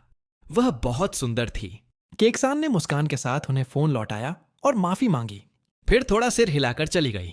अपनी सीट पर लौटने के बाद उसने तुरंत अपना फोन निकाला और वह लाइव स्ट्रीम खोली। इस समय कमेंट सेक्शन पागल हो रहा था। हर कोई कह रहा था, बिंग बिंग उस साधारण दिखने वाले आदमी की व्हाइट मूनलाइट पहली मोहब्बत थी। केक्सान ने दर्शकों के कमेंट्स पढ़े और उसके होंठ फिर से मुड़ गए। उसने दिलचस्पी के साथ लाइव स्ट्रीम देखना जारी रखा, लेकिन जब उसने कमेंट्स देखे कि वह आदमी अमीर होने का नाटक कर रहा है तो उसकी भौहें थोड़ी तन गईं। उसके बगल में मौजूद सहायक आसपास की हवा को और ठंडा महसूस कर सकता था। इसी बीच एक आदमी की आवाज ने शिया बिंगबिंग के साथ मेरी बातचीत में खलल डाला। वह मेरा हाई स्कूल का सहपाठी लिन तियान्यू था। वह विनम्र होने का नाटक करते हुए बैठ गया, लेकिन जब उसने मेरी ओर देखा तो उसकी आंखों में उपहास की झलक दिखी। उसके आने से लाइव स्ट्रीम की सभी महिला दर्शक झूम उठीं। शियाओ बिंगबिंग परिचय देने के लिए तुरंत खड़ी हो गई, लेकिन मैं पहले बोला, मैं जानता हूं, हम कुछ दिन पहले मिले थे। फिर मैंने उसे हमारे साथ डिनर के लिए आमंत्रित किया। ठीक उसी पल हॉल में पियानो की एक खूबसूरत आवाज गूंजी। ज्यादा समय नहीं लगा। जैसे ही धुन धीरे धीरे फीकी पड़ी, हॉल एक पल के लिए शांत हो गया। फिर तालियों से गूंज उठा। लिन त्यान्यू ने मुस्कान के साथ शिया बिंग की ओर देखा। अभी वह पियानो वादक बहुत अच्छा नहीं था। क्यों ना मैं इसके बजाय एक टुकड़ा बजाऊं? आखिरकार मैं मास्टर ल्यू का छात्र हूं। शिया बिंगबिंग की आंखें फैल गईं। हर कोई जानता है कि ल्यू ईगू चीन में एक प्रसिद्ध पियानो मास्टर हैं। लिन त्यान्यू आत्मविश्वास से मुस्कुराया और धीरे धीरे हॉल के बीच में ग्रैंड पियानो की ओर चला गया। अपने आसपास के सभी लोगों की नजरों का आनंद लेते हुए उसने धीरे धीरे अपने हाथ उठाए। फिर उसकी उंगलियां चाबियों कीज पर हल्के से थिरकने लगीं, एक कुलीन राजकुमार की तरह। एक ही बार में हॉल की सभी महिलाओं की नजरें उसकी ओर खिंच गईं। जल्द ही पियानो का टुकड़ा समाप्त हो गया और हॉल फिर से जोरदार तालियों से गूंज उठा। हालांकि लिन त्यान्यू बाहर से शांत लग रहा था, लेकिन अंदर से उसे बहुत गर्व था। बिंग बिंग, तुम्हें मेरा वादन कैसा लगा? यह बहुत अच्छा लगा। शिया बिंगबिंग ने कभी औपचारिक रूप से पियानो नहीं सीखा था। उसने बस सोचा कि यह अच्छा लगा। क्लास ब्यूटी से प्रशंसा मिलने के बाद उसने मुझ पर तिरस्कार भरी नजर डाली। सहपाठी जैंग, तुम क्या सोचते हो? बिना सोचे समझे मैंने कहा कि यह ठीक था, लेकिन फिर भी उस पियानो वादक से बहुत बुरा था जिसने पहले प्रदर्शन किया था। लिन त्यान्यू मेरी बातों पर लगभग ठाके मारकर हंस पड़ा। वह मेरी नाक की ओर इशारा करके कहना चाहता था, तुम सिर्फ एक फूड डिलीवरी बॉय हो, तुम पियानो के बारे में क्या जानते हो? लाइव स्ट्रीम चैट में कुछ दर्शकों को भी लगा कि लिन त्यान्यू का प्रदर्शन उतना अच्छा नहीं था, लेकिन उनकी राय नफरत करने वालों हेटर्स द्वारा जल्दी ही दबा दी गई। इस समय लिन त्यानेयू ने व्यंग्यात्मक लहजे में कहा, क्यों ना तुम भी एक टुकड़ा बजाओ सहपाठी, ताकि मैं तुमसे सीख सकूं। मैंने सिर हिलाया और धीरे धीरे हॉल के बीच में पियानो की ओर चला गया। फिर पियानो की एक मधुर धुन बहने लगी। यह वही टुकड़ा था जो लिन त्यानियू ने अभी बजाया था और लाइव स्ट्रीम चैट तुरंत फट पड़ी। धत्त तेरे की, जैंग फान वास्तव में पियानो बजा सकता है। इस बार उसने वास्तव में इसे कर दिखाया। यह स्पष्ट रूप से वही टुकड़ा है। लेकिन मुझे ऐसा क्यों लग रहा है कि जैंग फान का वादन लिन के मुकाबले बेहतर लग रहा है? और यह सिर्फ दर्शक ही नहीं थे जिन्होंने ऐसा महसूस किया। यहां तक कि शिया बिंगबिंग भी पूरी तरह से स्तब्ध थी। इस बीच लिन त्यानेयू के हाव भाव गहरे और गहरे होते गए। इसी बीच क्योटो कंजर्वेटरी ऑफ म्यूजिक की एक कक्षा खूबसूरत सुरों की आवाज से भर गई। सभी छात्र लाइव स्ट्रीम देख रहे थे। क्या आपको नहीं लगता कि जैंग फान का वादन हमारे शिक्षक लियू से भी बेहतर है? छात्र आपस में फुसफुसाए। अनजान थे कि एक अधेड़ उम्र का आदमी उनकी ओर आ रहा था। अधेड़ उम्र के आदमी ने अपना गला साफ किया और कड़ाई से कहा, क्या तुम नहीं जानते कि तुम्हें क्लास में होना चाहिए? और तुम मोजार्ट पियानो पीस भी बजा रहे हो? टीचर, यह कोई रिकॉर्डिंग नहीं है, यह वास्तव में कोई बजा रहा है। टीचर एक पल के लिए ठिठक गया, फिर देखने के लिए जल्दी से फोन उठाया। उसकी आंखों में सदमे की झलक दिखी। उसके हाव भाव देखकर छात्रों ने पूछा, टीचर, आपका पियानो कौशल उसकी तुलना में कैसा है? टीचर ने अपना सिर हिलाया और कहा, मैं उसके जितना अच्छा नहीं हूं। सभी छात्र दंग रह गए। आखिरकार टीचर लियू का पियानो कौशल कंजर्वेटरी में सबसे अच्छे लोगों में से एक था। टीचर ने चुपचाप संगीत का आनंद लिया और मन ही मन आह भरी। इस वादक ने उसे वही एहसास दिया जैसे कि खुद मोजार्ट बजा रहे हों। और मोजार्ट को दुनिया भर में नंबर 1 पियानो वादक के रूप में मान्यता दी गई थी। कोई भी इस वादक की पहचान नहीं जानता था। टीचर ने लाइव स्ट्रीम चैट देखी जहां कुछ लोग जैंग फान के वादन को नीचा दिखा रहे थे। उसने तुरंत एक छात्र का फोन पकड़ा और जवाब दिया, मैं क्योटो कंजर्वेटरी ऑफ म्यूजिक में एक शिक्षक हूं। यहां मेरी वर्क आईडी है और यहां मेरा पियानो प्रमाणन है। मैं पुष्टि कर सकता हूं कि जैंग फान का पियानो स्तर बहुत ऊंचा है, कम से कम मुझसे तो ऊंचा है। जैसे ही यह कमेंट सामने आया, पूरी लाइव स्ट्रीम चैट मैसेज से भर गई। हर कोई जानता था कि क्योटो कंजर्वेटरी ऑफ म्यूजिक की लुओ में बहुत ऊंची स्थिति है। इसकी प्रतिष्ठा अत्यंत प्रतिष्ठित है। क्योटो कंजर्वेटरी ऑफ म्यूजिक में शिक्षक होने का तो जिक्र ही क्या। इस समय लिन त्यानेयू ने देखा कि शिया बिंग अपने फोन को शून्य भाव से घूर रही है। तो उसने उससे पूछा कि क्या हो रहा है। शिया बिंगबिंग ने अपनी आंखें उठाईं और उसे बताया कि लाइव स्ट्रीम चैट में क्या हो रहा है। यह सुनने के बाद लिन त्यानेयू ने भौहें सिकोड़ी। क्या ऐसा हो सकता है कि वह टीचर नकली था? यह स्वाभाविक रूप से असंभव है कि जैंग फान का पियानो कौशल इतना ऊंचा हो सकता है, लेकिन दूसरों को यह नहीं लगने देना चाहता था कि वह ईर्ष्यालु है। उसने समझाया, बिंग, तुम बहुत अच्छी तरह जानती हो, इन दिनों इंटरनेट सच और झूठ से भरा हुआ है। किसी भी तस्वीर के साथ छेड़छाड़ की जा सकती है। लिन त्यानेयू की बातें लाइव स्ट्रीम चैट के ट्रोल्स के साथ प्रतिध्वनित हुई। लिन सही कह रहा है। कौन जानता है कि वह क्योटो कंजर्वेटरी टीचर असली था या नकली? इन दिनों हर चीज फोटोशॉप्ड हो सकती है। शायद उस टीचर की आईडी भी बस फोटोशॉप्ड थी। लेकिन उन्हें क्या उम्मीद नहीं थी, जब टीचर लियू ने लोगों को उनके क्रेडेंशियल्स को नकली बताते हुए देखा, तो उन्होंने तुरंत कंजर्वेटरी के प्रचार विभाग से संपर्क किया और उनसे एक आधिकारिक बयान जारी करने के लिए कहा। जब शिया बिंग ने क्योटो कंजर्वेटरी की घोषणा देखी तो वह बेहद उत्साहित हुई और लिन त्यानेयू की ओर मुड़ी। देखो लिन, क्योटो कंजर्वेटरी ने अभी एक बयान जारी किया है। उन्होंने पुष्टि की कि टीचर लियू वास्तव में क्योटो कंजर्वेटरी ऑफ म्यूजिक के प्रोफेसर हैं। लिन त्यानेयू ने एक मजबूर मुस्कान के साथ जवाब दिया, मुझे उम्मीद नहीं थी कि छात्र जैंग इतना प्रतिभाशाली होगा। यहां तक कि अकादमी के शिक्षकों ने भी उसकी प्रशंसा की। उसकी आंखों में नाराजगी और ईर्ष्या की एक झलक दिखी। वह होना चाहिए था जिसे सुंदरियों की प्रशंसा का आनंद मिला हो। लेकिन उस कमीने जैंग फान ने सब कुछ बर्बाद कर दिया। फिर भी उस पल एक समय की हंसमुख धुन अचानक तेज हो गई। यह और अधिक तेज होती गई, तेज और जीवंत। सुर पूरे हॉल में तूफान की लहरों की तरह गूंज उठे। ऐसा लगा जैसे हर किसी का दिल लय का अनुसरण कर रहा हो, कभी जुनून के साथ उमड़ रहा हो, कभी तनाव के साथ कड़ा हो रहा हो। हर कोई दंग रह गया। वे चुपचाप संगीत में डूब गए। थोड़ी देर बाद मैंने यह मूनलाइट सोनाटा मूनलाइट सोनाटा बजाना खत्म किया और धीरे धीरे खड़ा हो गया। पूरा हॉल पूरी तरह सन्नाटे में डूब गया। एक संक्षिप्त स्थिरता के बाद हर कोई खड़ा हो गया और तालियां बजाईं। तालियों की गड़गड़ाहट से हॉल गूंज उठा, जो लिन तियानियों के प्रदर्शन के समय की तुलना में कहीं ज्यादा तेज थी। उस पल मुझे घर लौटने वाले एक विजयी जनरल जैसा महसूस हुआ। छात्र जैंग, मुझे उम्मीद नहीं थी कि तुम ऐसे कौशल छिपाए हुए हो। तुमने पहले पियानो न जानने का नाटक भी किया था। यह सही नहीं है, लिन तियानियो एक दयालु मुस्कान के साथ बोला। लेकिन पंक्तियों के बीच इसका मतलब था कि मैं धोखेबाज था, कि मैं स्पष्ट रूप से जानता था कि कैसे बजाना है, लेकिन मैंने नाटक किया कि मैं नहीं जानता। मैंने धीरे धीरे अपना सिर हिलाया और कहा, मैं हार गया। मैं केवल थोड़ा बहुत जानता हूं। लिन तियानियो अवाक रह गया। तुम उसे थोड़ा बहुत जानना कहते हो? तो वह क्या होगा? लेकिन फिर उसे याद आया कि जैंग ने हाई स्कूल भी पूरा नहीं किया था, चाहे वह कितना भी अच्छा क्यों ना बजाता हो। इसका क्या फायदा था? वह अभी भी सिर्फ एक डिलीवरी बॉय था।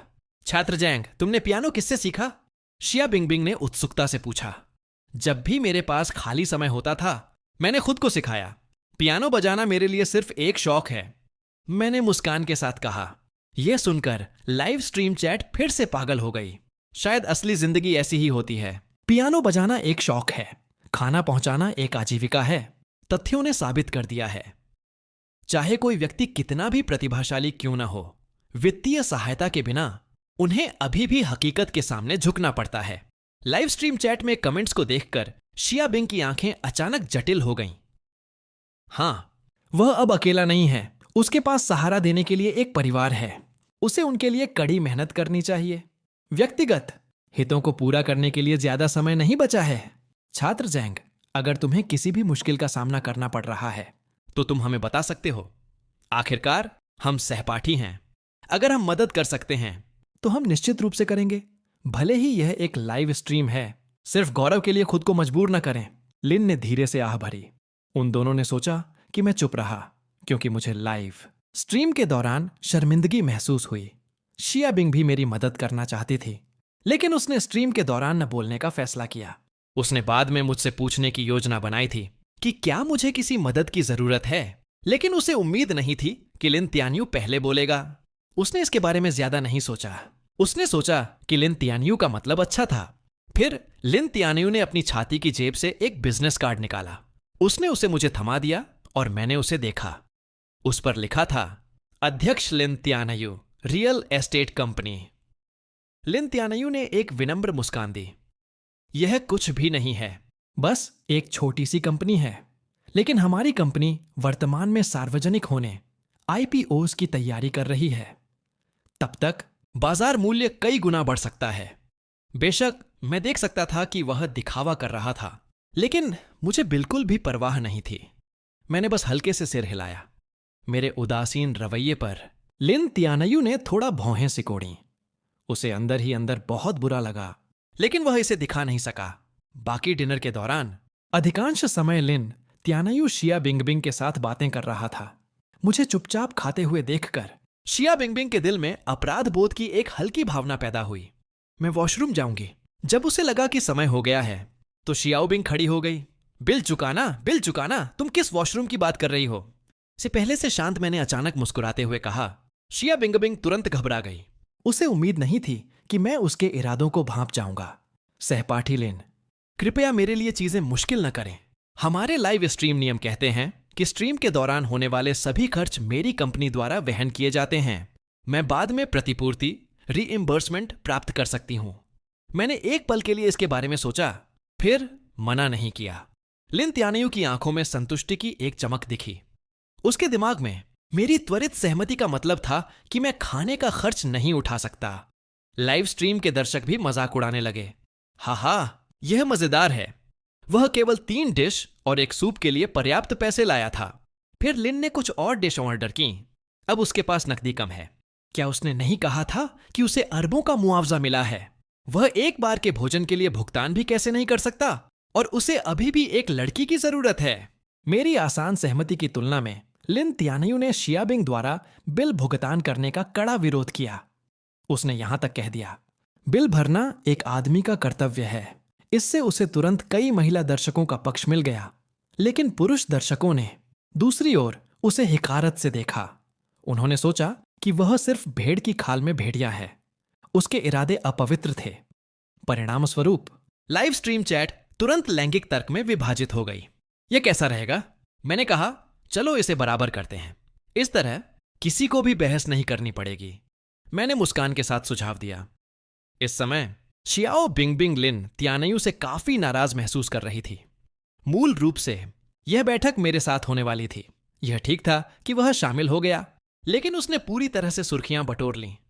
तभी मैंने अचानक शिया बिंगबिंग को बुलाया और अपने बटुए से एक डिस्काउंट कूपन निकाला और उसे थमा दिया। लेकिन जब शिया बिंगबिंग ने कूपन लिया तो वह ठिठक गई। 90% की छूट। वह दंग रह गई और लाइव स्ट्रीम के दर्शक भी हैरान थे। बिल्कुल नहीं, यह बहुत उदार है। यहां तक कि फ्रैक्चर डिस्काउंट भी इतने कम नहीं होते। रुको, क्या रेस्टोरेंट को 90% छूट कूपन के साथ नुकसान नहीं होगा? मैंने अनुमान लगाया कि इसका शायद मेरी पहचान से कुछ लेना देना था। यह मत भूलो कि वह एक फूड डिलीवरी बॉय है। वह इस रेस्टोरेंट के कर्मचारियों को भी जानता है, इसलिए यह अजीब नहीं है कि उसे एक आंतरिक छूट मिली। वह कमेंट देखने के बाद बिंग बिंग को अचानक समझ आ गया। बिल चुकाने के बाद मुझे अचानक कुछ काम पड़ा और मैं चला गया। इसने वास्तव में शियाओ बिंगबिंग को आश्चर्यचकित कर दिया। वह वास्तव में घर पर मेरे बच्चों से मिलना चाहती थी। दोपहर में शियाओ बिंग स्टूडियो लौट आई, लेकिन इससे पहले कि वह आराम भी कर पाती, उसके सहयोगियों ने उसे यह जश्न मनाने के लिए घेर लिया कि लाइव स्ट्रीम ने 1 मिलियन समवर्ती दर्शकों कॉन्करेंट व्यूअर्स का रिकॉर्ड तोड़ दिया था और यह सब मेरी बदौलत था। सोफे पर लेटकर शियाओ बिंग जो शुया की ओर मुड़ी और कहा, चूंकि जैंग फान अचानक चला गया, मुझे उसे स्टूडियो में शामिल होने के बारे में पूछने का मौका नहीं मिला। जो शुया ने उसे फोन करके पूछने के लिए कहा, लेकिन उनके आश्चर्य का ठिकाना नहीं रहा। उसका phone number out of service area दिखा रहा था। इससे स्वाभाविक रूप से कुछ सवाल उठे, क्योंकि लुओ इंफ्रास्ट्रक्चर मेनियाक राष्ट्र में बिना सिग्नल वाली जगहें व्यावहारिक रूप से मौजूद नहीं हैं, तो अब वे केवल प्रतीक्षा कर सकते थे। अगले दिन शियाओ बिंगबिंग ने एक और लाइव स्ट्रीम शुरू की। दर्शकों के बीच गर्मागर्म बहस के बाद उसने आखिरकार एक छोटे गोल मटोल सहपाठी से मिलने का फैसला किया। उसे ढूंढने में ज्यादा समय नहीं लगा। पूछने के बाद वे जल्दी से एक मीटिंग स्पॉट पर सहमत हो गए। जैसे ही शिया बिंगबिंग ने अपने हाई स्कूल के सहपाठी का इंतजार किया, उसने लाइव स्ट्रीम में प्रशंसकों के साथ बातचीत की। लेकिन उस पल अचानक एक मधुर आवाज सुनाई दी। शिया बिंगबिंग ने अपना कैमरा आवाज की दिशा में घुमाया। उसने वहां फिल्माया और एक पल के लिए सभी दर्शकों ने नवागंतुक को देखा। कमेंट सेक्शन तुरंत फट पड़ा, क्योंकि स्क्रीन पर एक आश्चर्यजनक सुंदरी दिखाई दी। ल्यूनान ने अपने लहराते बालों को पीछे हटाया, जिससे तुरंत एक मोहक आकर्षक आभा पैदा हुई। शिया बिंगबिंग ने ईमानदारी से उसे नहीं पहचाना। आखिरकार हाई स्कूल के बाद लोग चाहे किसी भी दौर से गुजरें, वे आमतौर पर अपने छात्र दिनों के कुछ निशान बरकरार रखते हैं, लेकिन उसके सामने मौजूद महिला का रूप पूरी तरह से बदल चुका था। ल्यूनान के प्रवेश ने लाइव स्ट्रीम के मनोरंजन प्रभाव को तुरंत अधिकतम तक बढ़ा दिया, लेकिन शिया बिंगबिंग इस भावना को नहीं छोड़ सकी कि उसके चेहरे पर कुछ नकली था। खासकर जब वह मुस्कुराती थी तो उसका चेहरा थोड़ा सख्त दिखता था। फिर शिया बिंगबिंग और ल्यूनान ने सहजता से बातचीत की। तभी सबको पता चला कि वह अभी भी सिंगल है। वह आमतौर पर शॉर्ट वीडियो के जरिए अपनी खुशहाल जिंदगी रिकॉर्ड करती है। उसका अकाउंट, जिसके सिर्फ 10,000 से थोड़े ज्यादा फॉलोअर्स थे, लाइव स्ट्रीम के बाद आसमान छूने लगा और कम समय में ही 100,000 से ज्यादा हो गया। दर्शकों के अनुरोध पर शियाओ बिंगबिंग ने ल्यूनान के वर्तमान जीवन और नौकरी की खुदाई शुरू कर दी। दर्शक पर्दे के पीछे झांकने के लिए उत्सुक थे, लेकिन अप्रत्याशित रूप से उस लाइव स्ट्रीम के बाद शिया बिंग की सहपाठियों से मिलने की सीरीज के व्यूज काफी कम होने लगे, जो शुया ने गहरी सोच में डूबते हुए भौहें सिकोड़ी, जैसा कि उसने उम्मीद की थी। पता चला कि शियाओ बिंगबिंग की हाई स्कूल की सहपाठी ल्यूनान ने भी अपने मिडिल स्कूल के दोस्तों के साथ लाइव स्ट्रीम करना शुरू कर दिया था, और उसकी स्ट्रीम के टाइटल ने गर्व से दावा किया था, शिया बिंगबिंग की हाई स्कूल सहपाठी सेलिब्रिटी इन्फ्लुएंसर ल्यूनान। यह स्पष्ट था कि वह ट्रेंड का फायदा उठा रही थी। कोई आश्चर्य नहीं कि शिया बिंगबिंग की लाइव स्ट्रीम हाल ही में अपनी लोकप्रियता खो रही थी। इससे भी बदतर यह था कि ल्यूनान ने उस लहर पर सवार होकर 10 लाख से अधिक फॉलोअर्स हासिल कर लिए, जो शुया ने पहले ही देख लिया था कि यह दिन आएगा, लेकिन उसे उम्मीद नहीं थी कि विश्वासघात शिया बिंगबिंग के अपने सहपाठी से आएगा। हालांकि जब शिया बिंगबिंग को पता चला तो वह उतनी परेशान नहीं हुई। आखिरकार वह केकड़ा खाने वाली पहली व्यक्ति थी। फॉलोअर्स और नकलची तो आने ही थे, लेकिन आश्चर्यजनक रूप से लियू नान और जैंग फान केवल हाई स्कूल के सहपाठी नहीं थे, वे मिडिल स्कूल में भी सहपाठी थे। उस पल लियू नान अरबपति लिन त्यानायू से मिल रही थी। मासूमियत से पलकें झपकाते हुए वह अचानक मेरा जिक्र ले आई। उसने कहा, मेरे परिवार को विध्वंस के मुआवजे में अरबों रुपए मिले और मुझे काफी जलन हुई, लेकिन लिन त्यानियो पूरी तरह से तिरस्कारपूर्ण लग रहा था। उसने लाइव स्ट्रीम के दौरान सीधे उजागर किया कि जब मैं खाना पहुंचा रहा था तो मैं कितना दयनीय लग रहा था। जैसे ही उन दोनों ने इस बारे में बात की, चैट में दर्शकों ने सुझाव दिया कि लियू नान को अगली बार मुझसे मिलना चाहिए। जैसे ही मेरा नाम लिया गया, लियू नान की लाइव स्ट्रीम की लोकप्रियता आसमान छू गई। वास्तव में स्ट्रीम शुरू होने से पहले लिन त्यानियो पहले ही लियू नान से मिल चुका था और मेरा नाम सामने लाना एक ऐसी चीज थी जिसकी योजना उन्होंने मिलकर बनाई थी। यह सब मुझे अमीर होने का नाटक करने वाले व्यक्ति के रूप में बेनकाब करने के लिए था। लियू नान ने प्रचार का फायदा उठाया और मेरा फोन नंबर डायल किया, लेकिन उसे बस इतना ही सुनाई दिया कि मेरा फोन आउट ऑफ सर्विस है। इस बीच जो शुया ने देखा कि लियू नान मुझ तक नहीं पहुंच सकी, तो उसने गुप्त रूप से राहत की सांस ली। उसे सच में चिंता थी कि लियू नान वास्तव में मुझसे संपर्क करने में सफल हो सकती है। आखिरकार शॉर्ट वीडियो प्लेटफॉर्म पर मेरी भारी लोकप्रियता थी, खासकर मेरे रिएक्शन मीम्स। वे प्रतिष्ठित थे और व्यापक रूप से साझा किए गए थे। सोशल मीडिया रुझानों के कंधों पर एक विशालकाय व्यक्ति की तरह खड़े होकर मुझे प्रशंसकों द्वारा शाश्वत ढोंगी, इटर्नल प्रिटेंडर का ताज पहनाया गया था। लेकिन अगले ही पल जो शुया ने एक मुख्य विचार सोचा। उसने शिया बिंगबिंग को राजी करना शुरू कर दिया। चूंकि पिछली बार एक आपात स्थिति के कारण मैं लाइव स्ट्रीम को बीच में ही छोड़ गया था, उसने सुझाव दिया कि शियाओ बिंगबिंग मुझे फिर से आमंत्रित करे। लेकिन शियाओ बिंगबिंग मुझे फिर से नेटिजन्स द्वारा उपहासित होते हुए नहीं देखना चाहती थी। जो शुया ने उसे यह कहकर ललचाया, यह उसके लिए भी अच्छा होगा। इस तरह की चर्चा के साथ वह एक विज्ञापन सौदे से सैकड़ों हजारों कमा सकता है। यह खाना पहुंचाने से बहुत बेहतर है। कुछ हिचकिचाहट के बाद शियाओ बिंग आखिरकार सहमत हो गई, लेकिन तभी लियू नान की बार बार की गई कॉल वास्तव में लग गई। मेरी तरफ मैंने एक अत्यधिक मोहक आवाज सुनी। थकान के साथ मैंने उसकी बात काट दी। मैं कार नहीं खरीद रहा हूं, घर नहीं खरीद रहा हूं, बीमा नहीं खरीद रहा हूं, कोई आरण नहीं, कोई निवेश नहीं, धन्यवाद। और मैंने तुरंत फोन काट दिया। लियू नान सन्न रह गई और लाइव स्ट्रीम के सभी दर्शक भी, लेकिन उनमें से कुछ ने जल्दी प्रतिक्रिया दी। क्या ऐसा हो सकता है कि जैंग फान ने सोचा कि यह फिर से कोई टेलीमार्केटिंग कॉल थी? उस पल लियू नान होश में आई। उसने एक बार फिर मेरा नंबर डायल किया, इस डर से कि मैं फिर से फोन काट दूंगा। उसने जल्दी से समझाया, यह मैं हूं, तुम्हारी मिडिल स्कूल की सहपाठी। मैं हाल ही में लाइव स्ट्रीम कर रही हूं, पुराने सहपाठियों से मिल रही हूं। जब मैंने सुना कि यह एक और रियूनियन स्ट्रीम है तो मैंने सीधे मना कर दिया। लाइन पर बीप बीप बीप सुनकर लियू नान को गहरा दुख हुआ। आखिरकार वह आमतौर पर दूसरों का फोन काटने वाली थी, लेकिन चूंकि वह अभी भी लाइव स्ट्रीमिंग कर रही थी, वह केवल स्ट्रीम को समाप्त कर सकती थी और बाद में कोई योजना सोच सकती थी।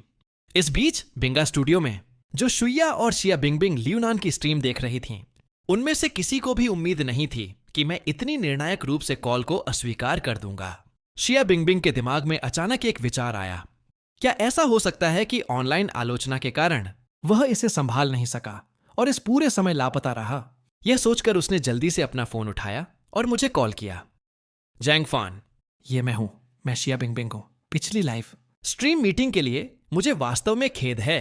यह मेरी गलती थी कि तुम्हें ऑनलाइन कोसा गया। यह सुनकर मैंने उलझन में पूछा, तुम किस बारे में बात कर रही हो? मुझे ऑनलाइन कोसा जा रहा है? शियाओ बिंग एक पल के लिए ठिठक गई। उसने सहजता से पूछा, तुम्हें नहीं पता था? मैं हंसा और जवाब दिया, ओह, तुम्हारा मतलब वही था। मैंने पिछली बार तुम्हें बताया था नहीं? इंटरनेट ईर्ष्यालु लोगों से भरा है, उन्हें गंभीरता से लेने की जरूरत नहीं है। तुम नाराज नहीं हो? शियाओ बिंगबिंग ने सोचा कि जैंग फान आग बबूला होगा, लेकिन उसके आश्चर्य का ठिकाना नहीं रहा। जैंग फान बिल्कुल भी नाराज नहीं था। इसके बजाय उसने उसे दिलासा दिया, मैं नाराज क्यों होऊंगा? अगर अपमान दूसरों की ओर से आता है तो मैं उन्हें रोक नहीं सकता। इसकी वजह से अपना मूड खराब करने की कोई जरूरत नहीं है। छोटी छोटी बातों को दिल पर लेने का कोई मतलब नहीं है। लेकिन जहां तक डिलीवरी वाले हिस्से की बात है, मैंने वास्तव में पहले खाना पहुंचाया था। मैं एक बार सड़क पर लिन त्यानियों से भी टकराया था, लेकिन वह फूड डिलीवरी वाली चीज मैं थोड़ा रुका। बस इसे एक शौक समझो, मैंने जारी रखा। असल में मैंने खाना पहुंचाने से ज्यादा काम किया है। मैंने निर्माण स्थलों, कंस्ट्रक्शन साइट्स पर काम किया है, सड़कें साफ की हैं और सुरक्षा गार्ड के रूप में भी काम किया है। खाना पहुंचाना बस मजे के लिए था। शिया बिंगबिंग और जो शुया ने एक दूसरे की ओर देखा। भले ही फोन स्पीकर पर नहीं था, लेकिन ऑफिस इतना शांत था कि जो शुया अभी भी मेरी आवाज साफ सुन सकती थी। अपनी आवाज नीची करते हुए वह शिया बिंगबिंग की ओर झुकी और फुसफुसाई, अभी उसे भूल जाओ, जैंग फान से पूछो। वह फुसफुसाई, अगर उसके पास कुछ दिनों में फिर से मिलने का समय हो तो एक और लाइव स्ट्रीम करो। शियाओ बिंगबिंग हिचकिचाई। इससे पहले जब लियू नान ने जैंग फॉन को बुलाया था, उसे लाइव स्ट्रीम मीटिंग के लिए कहा था, तो उसने कई बार उसे मना कर दिया था, यह कहते हुए कि वह व्यस्त है। लेकिन यह याद करते हुए कि पिछला वाला कितना अच्छा रहा था, वह पूछने से खुद को नहीं रोक सकी।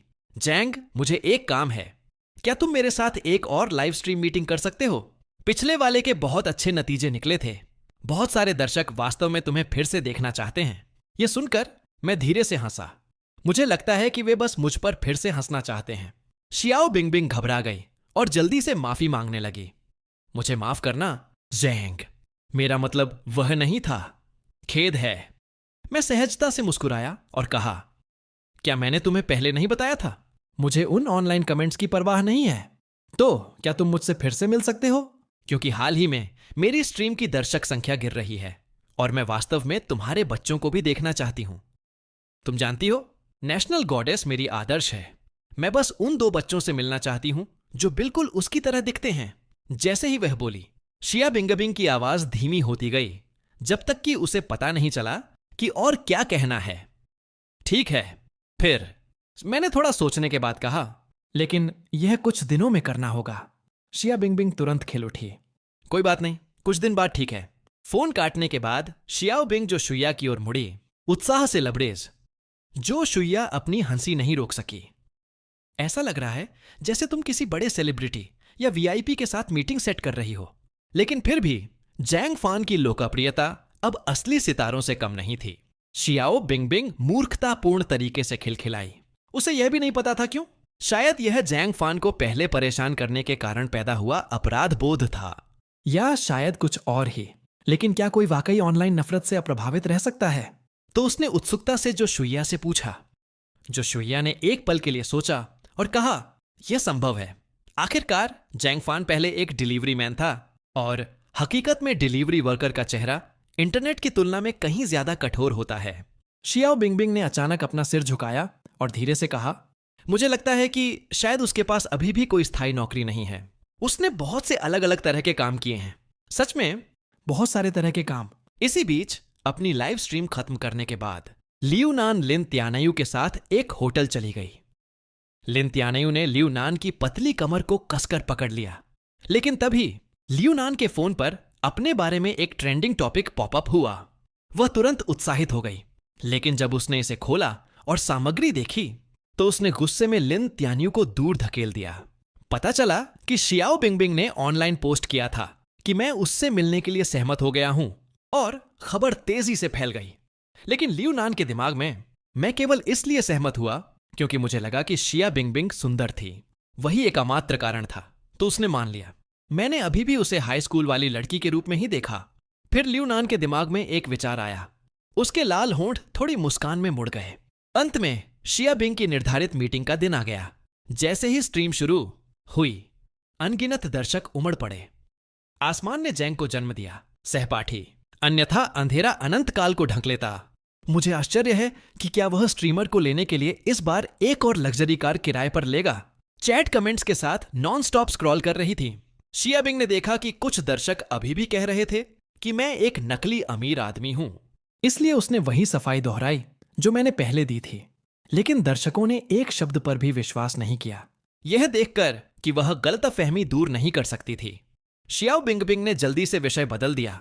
उसने कहा, आज की बैठक सिर्फ एक साधारण बैठक नहीं है।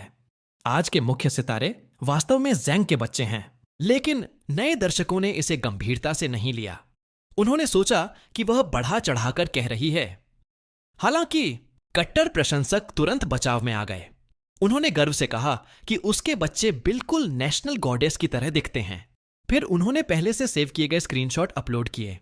जैसे ही उन्होंने ऐसा किया, पूरा लाइव स्ट्रीम रूम उत्साह से भर गया। जैंग पागल है। वह स्पष्ट रूप से पितृत्व, फादरहुड में अपना रास्ता बनाने की कोशिश कर रहा है। जब शिया बिंगबिंग मेरे साथ मीटिंग स्थल पर पहुंची तो अचानक एक जानबूझकर आश्चर्यचकित करने वाली आवाज गूंजी। शिया बिंगबिंग सहज रूप से मुड़ी। यह ल्यूनान थी। वह आकर्षक ढंग से मुस्कुराई। क्या इत्तेफाक है। मैं बस अपने पुराने मिडिल स्कूल जाना चाहती थी। उम्मीद नहीं थी कि यहां तुमसे मुलाकात होगी। क्या तुम अभी स्ट्रीमिंग कर रही हो? शिया बिंगबिंग ने सिर हिलाया। उसकी आंखों में उलझन का संकेत था। ल्यूनान ने मिलनसार होने का नाटक करते हुए लाइव स्ट्रीम के दर्शकों की ओर हाथ हिलाया। यह दृश्य देखकर दर्शक बेतहाशा कमेंट करने लगे। ऐसा होने की संभावना क्या है? जरूर, शहर बड़ा नहीं है, लेकिन जो लोग अब यहां नहीं रहते उनका इस तरह मिलना वह इतना आसान नहीं है। रुको, क्या ऐसा हो सकता है कि ल्यूनान जानती थी कि स्ट्रीमर जैंग से मिल रही है और जानबूझकर आई? अरे ऐसा मत कहो। जैंग सिर्फ एक दिखावा करने वाला है, सुपरस्टार नहीं। कोई रास्ता नहीं है कि कोई सुंदरी उसका पीछा करेगी। लेकिन कुछ ही समय बाद लाइव स्ट्रीम चैट अचानक ल्यूनान के प्रशंसकों से भर गई। उन्होंने मजाक उड़ाया और उपहास किया।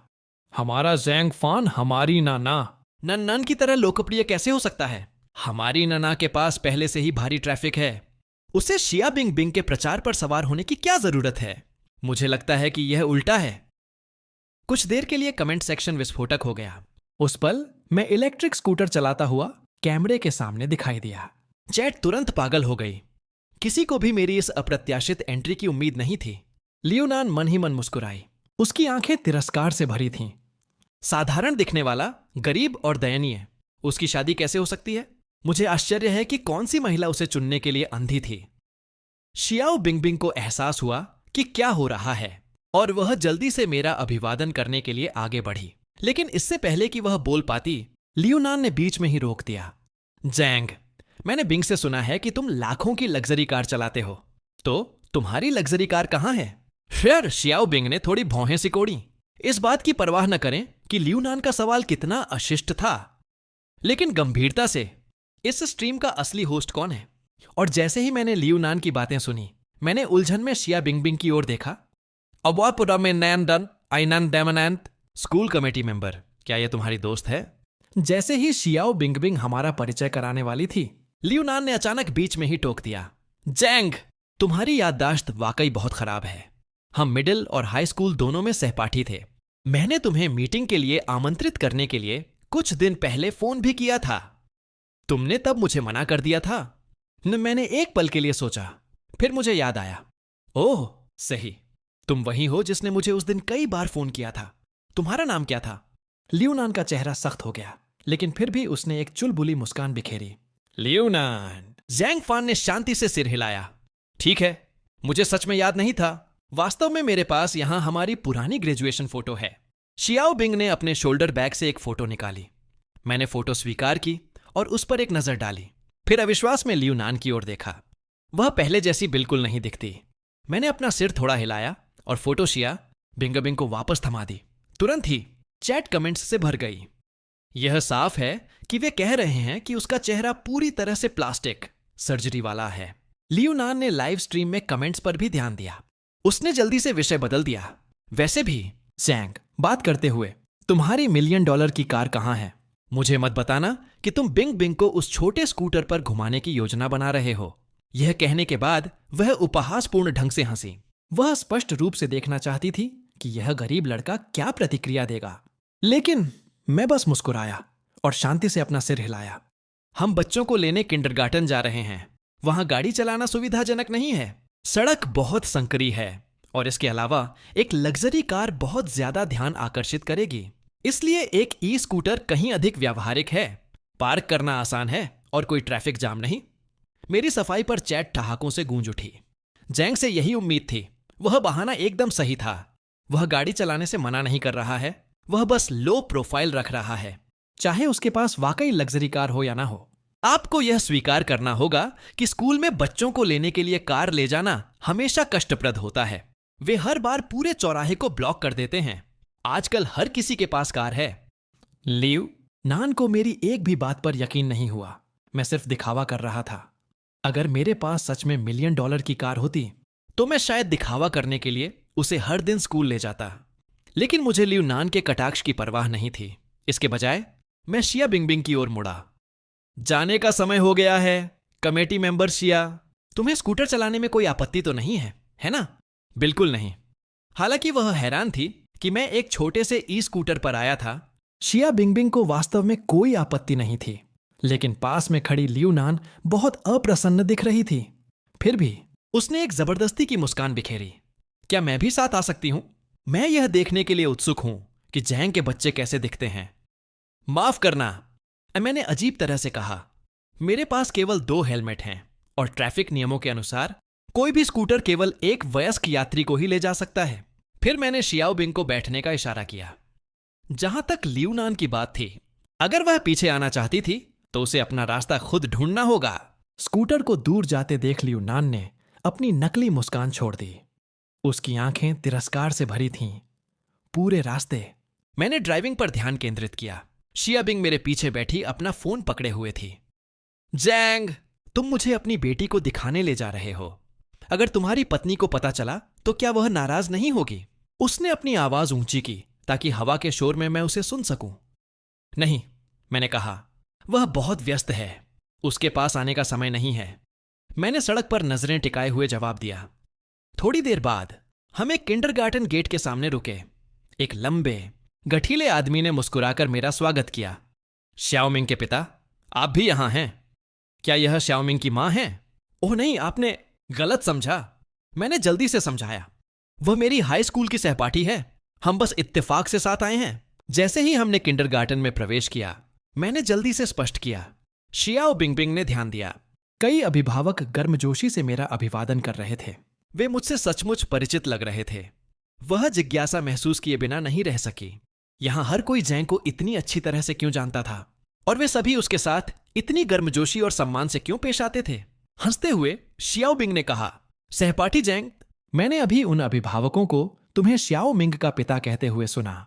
मुझे मत बताना कि तुम्हारे बेटे का नाम वास्तव में जैंग श्याओ मिंग है। मैं मुस्कुराया और सिर हिलाया। हां, यह सही है। क्या गलत है? शियाओ बिंग हैरान लग रही थी। क्या तुम्हें नहीं लगता कि वह नाम बहुत साधारण है? ऐसा कैसे हो सकता है? कम स्ट्रोक वाले नाम लिखने में आसान होते हैं। यह सुविधाजनक है, खासकर किंडरगार्टन के बच्चों के लिए। जब वह एलिमेंट्री स्कूल शुरू करेगा तब भी इससे मदद मिलेगी। मैं धीरे से हंसा। तो तुम्हारी बेटी का नाम क्या है? शियाओ बिंगबिंग ने उत्सुकता से पूछा। उसके दिमाग में जैंग फान की बेटी का नाम भी कुछ साधारण होना चाहिए। क्या यह श्याओ होंग या जैंग युआन युआन हो सकता है? यह सच में चियाई से लिया गया है। उसने नदी पार की और अपनी सुंदरता के लिए प्रसिद्धि प्राप्त की। मैंने बिना किसी हिचकिचाहट के उत्तर दिया। शियाओ बिंगबिंग की आंखें चमक उठीं। उसे उम्मीद नहीं थी कि मैं अपनी बेटी को इतना सुंदर और सुरुचिपूर्ण नाम दूंगा। रुको एक सेकंड, क्या तुम अभी यह नहीं कह रहे थे कि साधारण नाम लिखने में आसान और याद रखने में आसान होते हैं? तो क्या हुआ? इस नाम को सोचने में मुझे बहुत समय लगा। मुझे वास्तव में इस पर गर्व है। मैं संतुष्टि के साथ मुस्कुराया, लेकिन शियाओ बिंगबिंग ने बस मुझे अजीब तरह से देखा। उसके हाव भाव जम गए। इसी बीच लाइव स्ट्रीम के दर्शक ठहाके मारकर हंस पड़े। उस पल एक ऊंची आवाज ने अचानक सबका ध्यान खींच लिया। लियू नान को उम्मीद नहीं थी कि किंडरगार्टन की सड़क इतनी जाम होगी। जब वह आखिरकार पहुंची तो उसे सुरक्षा गार्डों ने रोक दिया। इसलिए उसने जोर जोर से मेरा नाम चिल्लाना शुरू कर दिया। मैं वहां गया और शांति से गार्डों को स्थिति समझाई। तभी उन्होंने लियू नान को अंदर आने दिया। इसी बीच कई अभिभावकों ने मुझे घेर लिया और सवाल पूछने लगे। मुख्य रूप से इसलिए क्योंकि लियू नान की पोशाक बहुत ज्यादा खुली हुई थी। सच तो यह है कि लियू नान ने शुरू से ही मुझे हिकारत से देखा था, खासकर यह सुनने के बाद कि मैं ही हमेशा अपने बच्चों को लेने जाता था। इससे वह और भी तिरस्कारपूर्ण हो गई। उसने अनुमान लगाया कि मेरी पत्नी शायद किसी और के साथ भाग गई होगी। यह सोचकर वह तुरंत किंडरगार्टन गार्ड से पूछने के लिए दौड़ी, क्या आपने कभी उसकी पत्नी को देखा है? ये जानने के बाद कि मैं ही हमेशा बच्चों को लेने जाता था, लाइव स्ट्रीम के कई दर्शकों ने अटकलें लगाना शुरू कर दिया। उन्होंने अनुमान लगाया कि चूंकि मेरी पत्नी कभी दिखाई नहीं दी, इसका मतलब था कि वह अब आसपास नहीं थी। या तो उसके साथ कुछ हुआ था, या हमारा तलाक हो गया था। इसी बीच कहीं एक फिल्म क्रू में केक्सान ने आखिरकार दिन की शूटिंग पूरी कर ली थी। वह आराम करने के लिए होटल वापस जाने वाली अपनी नैनी वैन में बैठी थी। अचानक उसका फोन बज उठा। बिंग बिंग ने लाइव स्ट्रीम शुरू कर दी है, यह याद करते हुए कि उसके पति ने कुछ दिन पहले इसका जिक्र किया था। उसने ऐप खोला। स्क्रीन पर लियू नान चैट में चल रहे उपहासपूर्ण कमेंट्स के साथ बेतहाशा अनुमान लगा रही थी। केक्सान की भौहें गहरी तन गईं। इन सालों में हालांकि उसके पति ने हमेशा उसके करियर का समर्थन किया था, वह जानती थी कि उसने अपने परिवार की बहुत ज्यादा उपेक्षा की थी, खासकर अपने पति और बच्चे की। ऐसा लग रहा था कि अब घर लौटने का समय आ गया है। किंडरगार्टन में वापस लियूनान ने यह देखते हुए कि मेरी पत्नी नहीं आई थी, सीधे मुझसे पूछा कि मेरी पत्नी जीविका के लिए क्या करती है। वह इतनी व्यस्त कैसे हो सकती है? वह अपने बच्चे का प्रदर्शन देखने भी नहीं आती। मैंने लियूनान की ओर देखा और शांति से कहा, वह एक तरह की अभिनेत्री है। बेशक। लियूनान को एक शब्द पर भी यकीन नहीं हुआ। जब दर्शकों ने सुना कि मेरी पत्नी एक अभिनेत्री थी, तो कई लोगों ने तुरंत मजाक उड़ाना शुरू कर दिया। लियूनान ने अपना मुंह ढक लिया, आश्चर्यचकित होने का नाटक किया, लेकिन उसकी आंखों में तिरस्कार बस एक पल के लिए चमका। तो यह आदमी अभी भी दिखावा कर रहा है, उसने सोचा। पहले वह अमीर होने का नाटक करने के लिए लग्जरी कारें किराए पर लेता है, और अब वह दावा कर रहा है कि उसकी पत्नी एक प्रसिद्ध अभिनेत्री है। तुम बस यह क्यों नहीं कह देते कि तुम्हारी पत्नी नेशनल गॉडेस केक्सान है? उसके लहजे से कटाक्ष टपक रहा था। लेकिन जब दर्शकों ने सुना कि मेरी पत्नी एक अभिनेत्री थी, तो कई लोग अचानक रोमांचित हो गए। वाकई उसने कौन सी फिल्में या नाटक किए हैं? लियूनान ने और दबाव डाला। शियाओ बिंगबिंग वास्तव में उसे पूछने से रोकना चाहती थी, लेकिन लियूनान के सवाल इतनी तेजी से आए कि वह हस्तक्षेप नहीं कर सकी। वह बस एक छोटे समय की अभिनेत्री है, मैंने सिर हिलाते हुए कहा। बिल्कुल नहीं, लियूनान ने मन ही मन सोचा। उसे उसकी नाम बताने की हिम्मत भी नहीं है। भले ही उसकी पत्नी वाकई अभिनेत्री हो, वह शायद बिना संवादों वाली कोई एक्स्ट्रा ही होगी, वरना इसे क्यों छुपाना? मैं हल्का सा मुस्कुराया और जवाब दिया, अच्छा, तो क्या तुम मुझ पर विश्वास करोगी अगर मैं कहूं कि मेरी पत्नी बेरोजगार है? मैं हल्का सा हंसा। लियूनान एक पल के लिए ठिठक गई। यह समझ नहीं पा रही थी कि मैं मजाक कर रहा था या नहीं। मैं फिर से मुस्कुराया और वापस पूछा, क्या तुम करोगी? यह किस तरह का मजाक है? लियूनान अचानक ठहाके मारकर हंस पड़ी। उसके लिए यह अब तक की सबसे मजेदार बात थी जो उसने सुनी थी। अगर नेशनल गॉडेस केक्सान वास्तव में इस लूजर के प्यार में पड़ गई, उसने उपहास किया, तो मैं खुद पूरी दुनिया में नग्न होकर दौड़ूंगी। शियाओ बिंगबिंग का दिल पूरी तरह से बैठ गया। वह जानती थी कि मेरी दिखावा करने की आदत फिर से बढ़ गई है। लाइव स्ट्रीम के दर्शक भी मेरी बातों पर ठहाके मारकर हंस पड़े। हाहा, हम सभी जानते थे कि जैंग फान शेक ही बघारना पसंद करता है, लेकिन किसे पता था कि वह इसमें इतना अच्छा है। जरूर उसका बच्चा थोड़ा केक्सान जैसा दिखता है, लेकिन क्या वह वाकई सोचता है कि उसकी पत्नी खुद नेशनल गॉडेस है? कमेंट सेक्शन हंसी और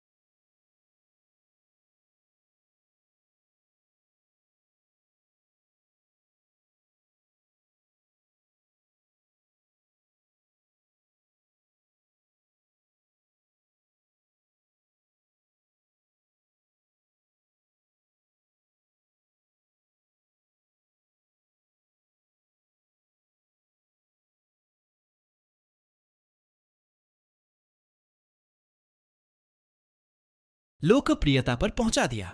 शियाओ बिंगबिंग मुड़ी और पीछे मुड़कर देखा। उसके पीछे माता पिता की एक पंक्ति बड़े चाव से स्टेज देख रही थी। किसी ने कहा, अभी भी शियाओ मिंग के पिता ही कमाल के हैं। शियाओ मिंग के पिता? हां, इन सभी बच्चों को शियाओ मिंग के पिता ने मार्शल आर्ट्स सिखाया था। एक हल्की आवाज शियाओ बिंगबिंग के कानों में पड़ी।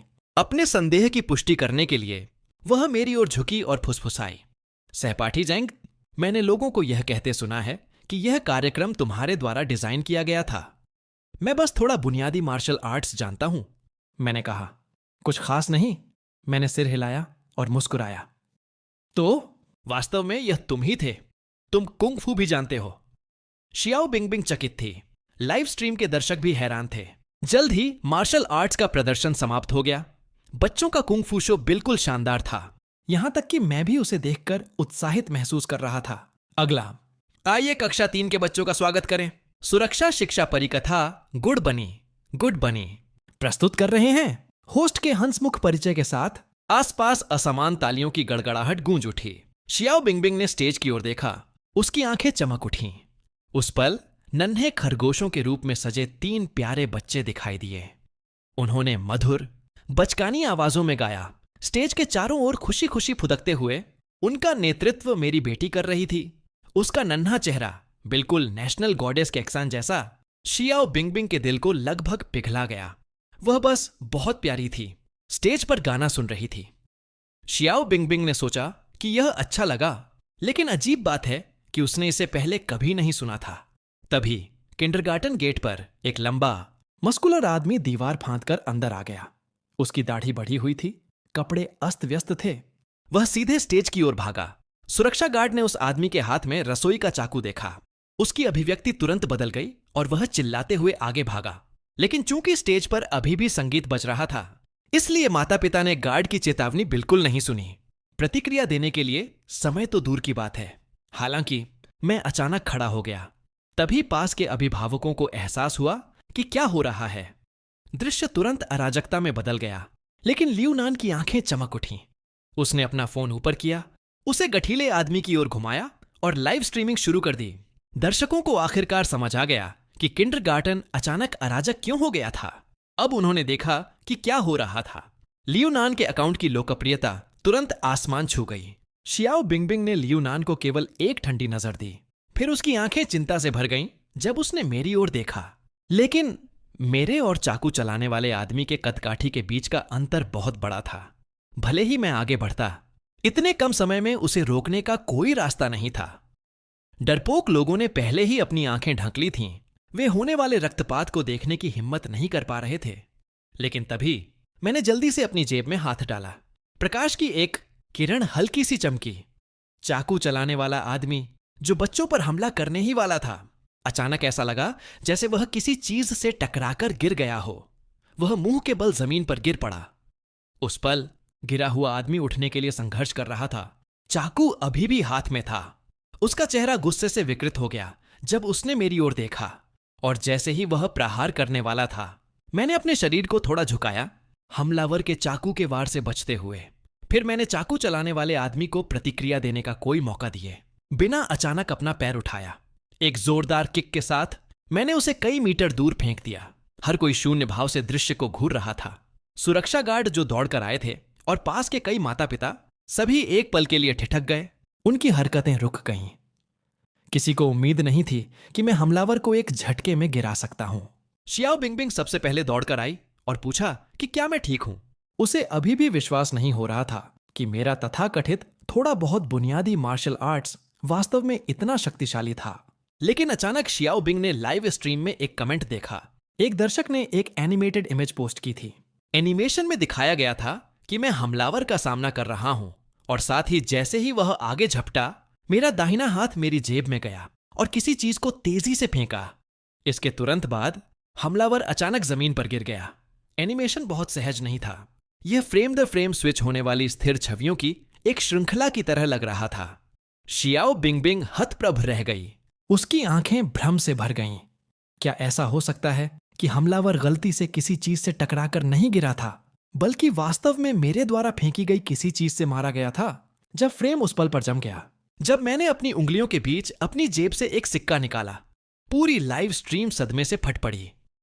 हे भगवान, उसने ऐसा कैसे किया?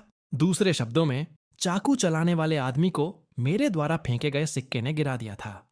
जैंग के इस पहले के दावे को सुनने के बाद कि वह केवल थोड़ा बुनियादी मार्शल आर्ट्स जानता था, अब मुझे संदेह था।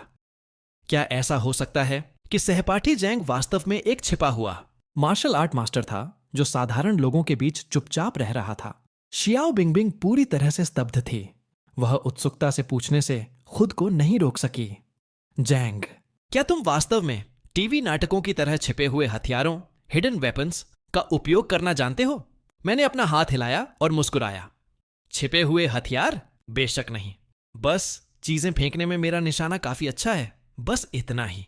अचानक एक नरम मधुर आवाज सुनाई दी। शियाओ बिंगबिंग सहज रूप से मुड़ी और उसकी आंखें आश्चर्य से फैल गईं। उसने लगभग 3 साल की एक छोटी बच्ची को हमारी ओर दौड़ते हुए देखा। वह लड़की आश्चर्यजनक रूप से मीठी और सुंदर थी, एक नन्ही परी की तरह जो अभी अभी एनीमे एनीमे से बाहर निकली हो। वह मेरी बेटी जैंग युआन युआन थी। शियाओ बिंग ने मुश्किल से थूक निकला, जिसे वह एक सौम्य मुस्कान समझती थी, वह दी। लेकिन वह एक अजीब चाची की मुस्कुराहट जैसी लग रही थी। डैडी, ये खूबसूरत बड़ी बहन कौन है? युआन युआन ने अपनी चमकती आंखों से पलकें झपकाते हुए पूछा। जैसे ही उसने शियाओ बिंगबिंग को उत्सुकता से देखा, मैं मुस्कुराया और समझाया, वह डैडी की सहपाठी है। तुम्हें उसे आंटी शिया बुलाना चाहिए। लेकिन युआन युआन ने मुंह फुला लिया, थोड़ा नाखुश लग रही थी। डैडी, आप गलत हैं। वह स्पष्ट रूप से एक सुंदर और दयालु बड़ी बहन है। उस पल शियाओ बिंगबिंग का दिल क्यूटनेस से लगभग पिघल गया। यह नन्ही बच्ची एक फरिश्ता है, उसने सोचा। घुसपैठिए द्वारा अचानक किए गए हमले के कारण किंडरगार्टन का प्रदर्शन जारी नहीं रह सका। शिक्षकों ने ईमानदारी से माफी मांगी और कई माता पिता एक एक करके जाने लगे। इस समय तक शियाओ बिंगबिंग को पता था कि आज की मुलाकात की लाइव स्ट्रीम समाप्त होनी चाहिए। उसने युआन युआन की ओर थोड़ी अनिच्छा के साथ देखा, लेकिन चाहे वह कितनी भी अनिच्छुक क्यों ना हो, जुदाई अनिवार्य थी। फिर भी अप्रत्याशित रूप से लियूनान मुस्कुराई और कहा, चूंकि हम पहले से ही यहां हैं, क्यों ना हम मुलाकात के लिए जैंग के घर चलें? शियाओ बिंगबिंग तुरंत लियूनान के इरादे को समझ गई। अगर वे सच में मेरे घर जाते तो मेरे अमीर होने का नाटक करने की सच्चाई तुरंत उजागर हो जाती। वह निश्चित रूप से ऐसी चीज नहीं थी जो शियाओ बिंगबिंग चाहती थी। लाइव स्ट्रीम के दर्शक उत्साह से गूंजने लगे। बहुत से लोग मेरे वास्तविक जीवन के उजागर होने का बेसब्री से इंतजार कर रहे थे, लेकिन कुछ दर्शक जाने से असहमत थे। उन्होंने कहा कि मुझे कम से कम गरिमा की एक किरण तो दी जानी चाहिए। शियाओ बिंग ने भी लियूनान के सुझाव को अस्वीकार कर दिया। उसने पहले ही मेरे साथ इस पर चर्चा कर ली थी। हमें केवल साथ में बच्चे का प्रदर्शन देखना था, बस इतना ही। इसके अलावा वह भी मुझे अंत में कुछ सम्मान देना चाहती थी। हालांकि लियूनान ने एक हल्की मुस्कान के साथ मेरी ओर देखा। उसने अनुमान लगाया कि मैं शायद मना कर दूंगा, लेकिन फिर उसने मुझे यह कहते हुए सुना कि जब मैंने कहा कि मेरा छोटा इलेक्ट्रिक स्कूटर इतने सारे लोगों को नहीं ले जा सकता, वह लगभग ठहाके मारकर हंस पड़ी। उसने खुद को रोकने के लिए मजबूर किया और कहा कि वह इसके बजाय टैक्सी ले सकती है। फिर मैंने उन्हें अपने घर का पता बताया और अपने बच्चे को लेकर इलेक्ट्रिक स्कूटर पर चला गया। मुझे दूर जाते हुए देखने के बाद शियाओ बिंगबिंग ने भी ऑनलाइन एक कार मंगवाई। जब ड्राइवर ने पता देखा तो वह हंसा और पूछा, आप कोशियन विलेज जा रही हैं? पैसेंजर सीट पर बैठी शियाओ बिंग उलझन में लगी रही थी, क्योंकि मैंने उन्हें जो पता दिया था वह वास्तव में एक चौराहे पर एक सुरक्षा सिक्योरिटी बूथ था। लेकिन पिछली सीट पर बैठी लियूनान ने अपनी भौहें थोड़ी सिकोड़ी। उसे ऐसा लगा जैसे उसने पहले कहीं का ओशन विलेज के बारे में सुना हो। ड्राइवर, क्या का ओशन विलेज वास्तव में एक पहाड़ के पास है? पर शियाओ बिंगबिंग भी उत्सुक थी। उस गांव का नाम अजीब लग रहा था। होता था, लेकिन अब नहीं। अधेड़ उम्र के ड्राइवर ने मजाक किया। उससे आपका क्या मतलब है? मुझे ठीक से समझ नहीं आया। शियाओ बिंग ने कहा, आपका मतलब क्या है कि होता था लेकिन अब नहीं? क्या आपने वासांग दर्शनीय क्षेत्र, वासांग सीनिक एरिया के बारे में सुना है? ड्राइवर ने मुस्कुराते हुए पूछा। वासांग दर्शनीय क्षेत्र। उस पल लियूनान का चेहरा सदमे में जम गया। कोई आश्चर्य नहीं, उसने सोचा। इसीलिए का ओशन विलेज इतना परिचित लग रहा था। उसने इसके बारे में पहले वासान्न विकास परियोजना, वॉसन डेवलपमेंट प्रोजेक्ट के कारण सुना था, पता चला कि का ओशन विलेज का पुनर्विकास दर्शनीय क्षेत्र की विस्तार योजना का हिस्सा था। सबसे विशेष रूप से रियल एस्टेट कंपनी ने न केवल का ओशन विलेज के प्रत्येक ग्रामीण के लिए विला बनाए थे, बल्कि भारी मुआवजा शुल्क भी दिया था, कुछ तो कई 100 मिलियन युआन तक। ल्यूनान को अचानक याद आया कि मैंने पहले क्या कहा था, यह सिर्फ एक इत्तेफाक नहीं हो सकता, है ना? उसने हमेशा सोचा था कि सहपाठी जैंग झांसा दे रहा है। क्या हुआ ल्यूनान? शियाओ बिंगबिंग उसे देखने के लिए उलझन में पीछे मुड़ी। फिर ड्राइवर ने शियाओ बिंगबिंग को एक संक्षिप्त विवरण दिया। तभी उसे समझ आया कि ल्यूनान अभी इतनी सदमे में क्यों दिख रही थी। जब लाइव स्ट्रीम के दर्शकों ने सुना कि ड्राइवर ने क्या कहा तो वे दंग रह गए। तुरंत कमेंट सेक्शन अविश्वास से भर गया। हर कोई बेतहाशा अटकलें लगाने लगा जब वे आखिरकार गंतव्य पर पहुंचे। जब शियाबिंग और ल्यूनान पहुंचे तो उन्होंने मुझे कुछ ही दूरी पर अपना छोटा इलेक्ट्रिक स्कूटर चलाते हुए देखा। दूर शानदार विला की पंक्तियां दिखाई देने लगीं। यह बिल्कुल भी गांव नहीं है, यह स्पष्ट रूप से एक हाई एंड विला डिस्ट्रिक्ट है। जिन लोगों ने पहले मेरा अमीर होने का नाटक करने के लिए मजाक उड़ाया था, वे अब पूरी तरह से अपमानित महसूस कर रहे थे। इसके बजाय शियाओ बिंगबिंग मधुरता से मुस्कुराई और ल्यूनान की ओर देखा। ल्यूनान ने अपने मन में एक ठंडी फुंकार छोड़ी। उसे अभी भी विश्वास नहीं हुआ। उसके दिमाग में मैंने पहले से ही तैयारी कर ली होगी, शायद मैंने यहां पहले से ही एक विला किराए पर ले लिया हो। आखिरकार कोशियान गांव के ग्रामीणों को भारी मुआवजा राशि मिली थी।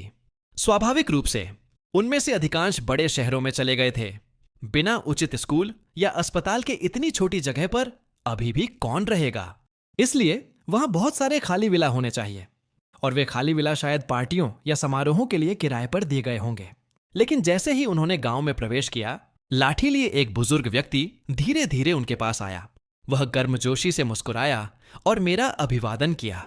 स्कूटर पर खड़ी युआन ने विनम्रता से हाथ हिलाया और बूढ़े का भी अभिवादन किया। नमस्ते दादाजी। बूढ़ा जोर से मुस्कुराया। उसने अपनी जेब से कुछ कैंडी निकाली। उसके बाद मेरी मुलाकात कई और परिचित ग्रामीणों से हुई और मैंने उनका भी अभिवादन किया। शियाओ बिंगबिंग ने विनम्रता से मुस्कुराया और प्रत्येक को सिर हिलाकर अभिवादन किया। लाइव स्ट्रीम चैट तुरंत फट पड़ी। नफरत करने वालों के मुंह पर तमाचा पड़ा। क्या तुमने सुना कि वे उसे क्या बुला रहे हैं? वे स्पष्ट रूप से पारिवारिक मित्र हैं। जल्द ही मैं उन्हें एक बड़ी जागीर एस्टेट में ले गया। जब हम आंगन के गेट पर पहुंचे तो शियाओ बिंगबिंग और ल्यूनान दोनों सहज रूप से सीधे हो गए। अचानक गेट खुला और जैसे ही उन्होंने अंदर कदम रखा, उन्होंने आंगन में प्रमुखता से खड़ी एक लग्जरी कार देखी। शियाओ बिंगबिंग ने उसे तुरंत पहचान लिया। यह वही कार थी जो मैंने हमारी पहली मुलाकात के दौरान चलाई थी। उस पल लाइव स्ट्रीम में विस्फोट हो गया। हे भगवान, हम यहां असली विदूषक क्लाउन्स हैं। जिस किसी ने भी कहा कि जैंग सिर्फ एक फूड डिलीवरी बॉय था, मैं उसे खुद लात मारूंगा। एक डिलीवरी बॉय ऐसी कार कैसे खरीद सकता है? पूरा कमेंट सेक्शन अविश्वास से पागल हो गया। क्या यह संभव नहीं है कि सहपाठी जैंग अपने उबाऊ जीवन में समय बिताने के लिए खाना पहुंचाता हो? आंगन में प्रवेश करने के बाद शियाओ बिंग ने देखा कि वह कितना विशाल था।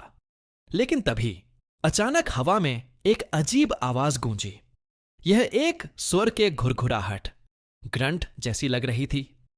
कुछ ही क्षणों बाद अपनी पीठ पर काले निशानों वाला एक विशाल स्वर सीधे उनकी ओर भागा। शियाओ बिंगबिंग और ल्यूनान अपनी जगह पर जम गईं। जब तक उन्हें एहसास हुआ कि क्या हो रहा है, तब तक काला स्वर उनके बिल्कुल पास आ चुका था। अचानक युआन की नरम और हंसमुख आवाज गूंजी। अगला दृश्य देखकर हर कोई अवाक रह गया। सुअर युआन के ठीक सामने रुक गया, जैसे कि उसका घर पर स्वागत कर रहा हो। मैं मुस्कुराया और समझाया, सो वह युआन का पालतू जानवर है। फिर युआन सुअर की पीठ पर चढ़ गई। शियाओ बिंगबिंग दंग रह गई। वह अविश्वास में मेरी ओर मुड़ी, यह सोचकर कि मैं उसके पिता के रूप में क्या प्रतिक्रिया दूंगा। लेकिन मुझे इसकी आदत हो गई थी। युआन अक्सर मजे के लिए गांव में उस सुअर की सवारी करती है। तभी एक सुंदर और सुरुचिपूर्ण महिला घर से बाहर निकली। वह शियाओ बिंगबिंग और ल्यूनान को वहां खड़ा देखकर हैरान लग रही थी। लेकिन जब उसे पता चला कि वे मेरी हाई स्कूल की सहपाठी थीं, तो उसने उन्हें गर्मजोशी से घर में आमंत्रित किया। अंदर यह उतना शानदार नहीं था जितना दर्शकों ने कल्पना की थी, लेकिन इसके अनूठे और सुरुचिपूर्ण डिजाइन ने आश्चर्यजनक रूप से आरामदायक एहसास दिया। उस पल मेरा फोन बजा। मैंने माफी मांगी और अपनी माँ से थोड़ी देर के लिए उनका मनोरंजन करने को कहा। लेकिन लियू नान अचानक मेरी माँ के करीब चली गई और मधुरता से उनकी प्रशंसा करने लगी कि वे कितनी अच्छी तरह से बूढ़ी हुई हैं। उसने कहा कि वह बहुत जवान दिखती हैं। लियो, नान के व्यवहार में अचानक आए बदलाव ने शियाओ बिंग को संदिग्ध बना दिया। उसे उम्मीद नहीं थी कि लियू नान वास्तव में जानकारी निकालने की कोशिश कर रही थी। और निश्चित रूप से मेरी माँ मुस्कुराई और सहजता से बातचीत करने लगीं, यह बताते हुए कि हम हमेशा यहाँ नहीं रहते थे और जब मैं छोटा था तो मैं खेत का काम करता था, सुअर की टोकरियां उठाता था, घास काटता था और सुअरों और मवेशियों को खिलाता था। लियू नान ने हैरान होने का नाटक किया और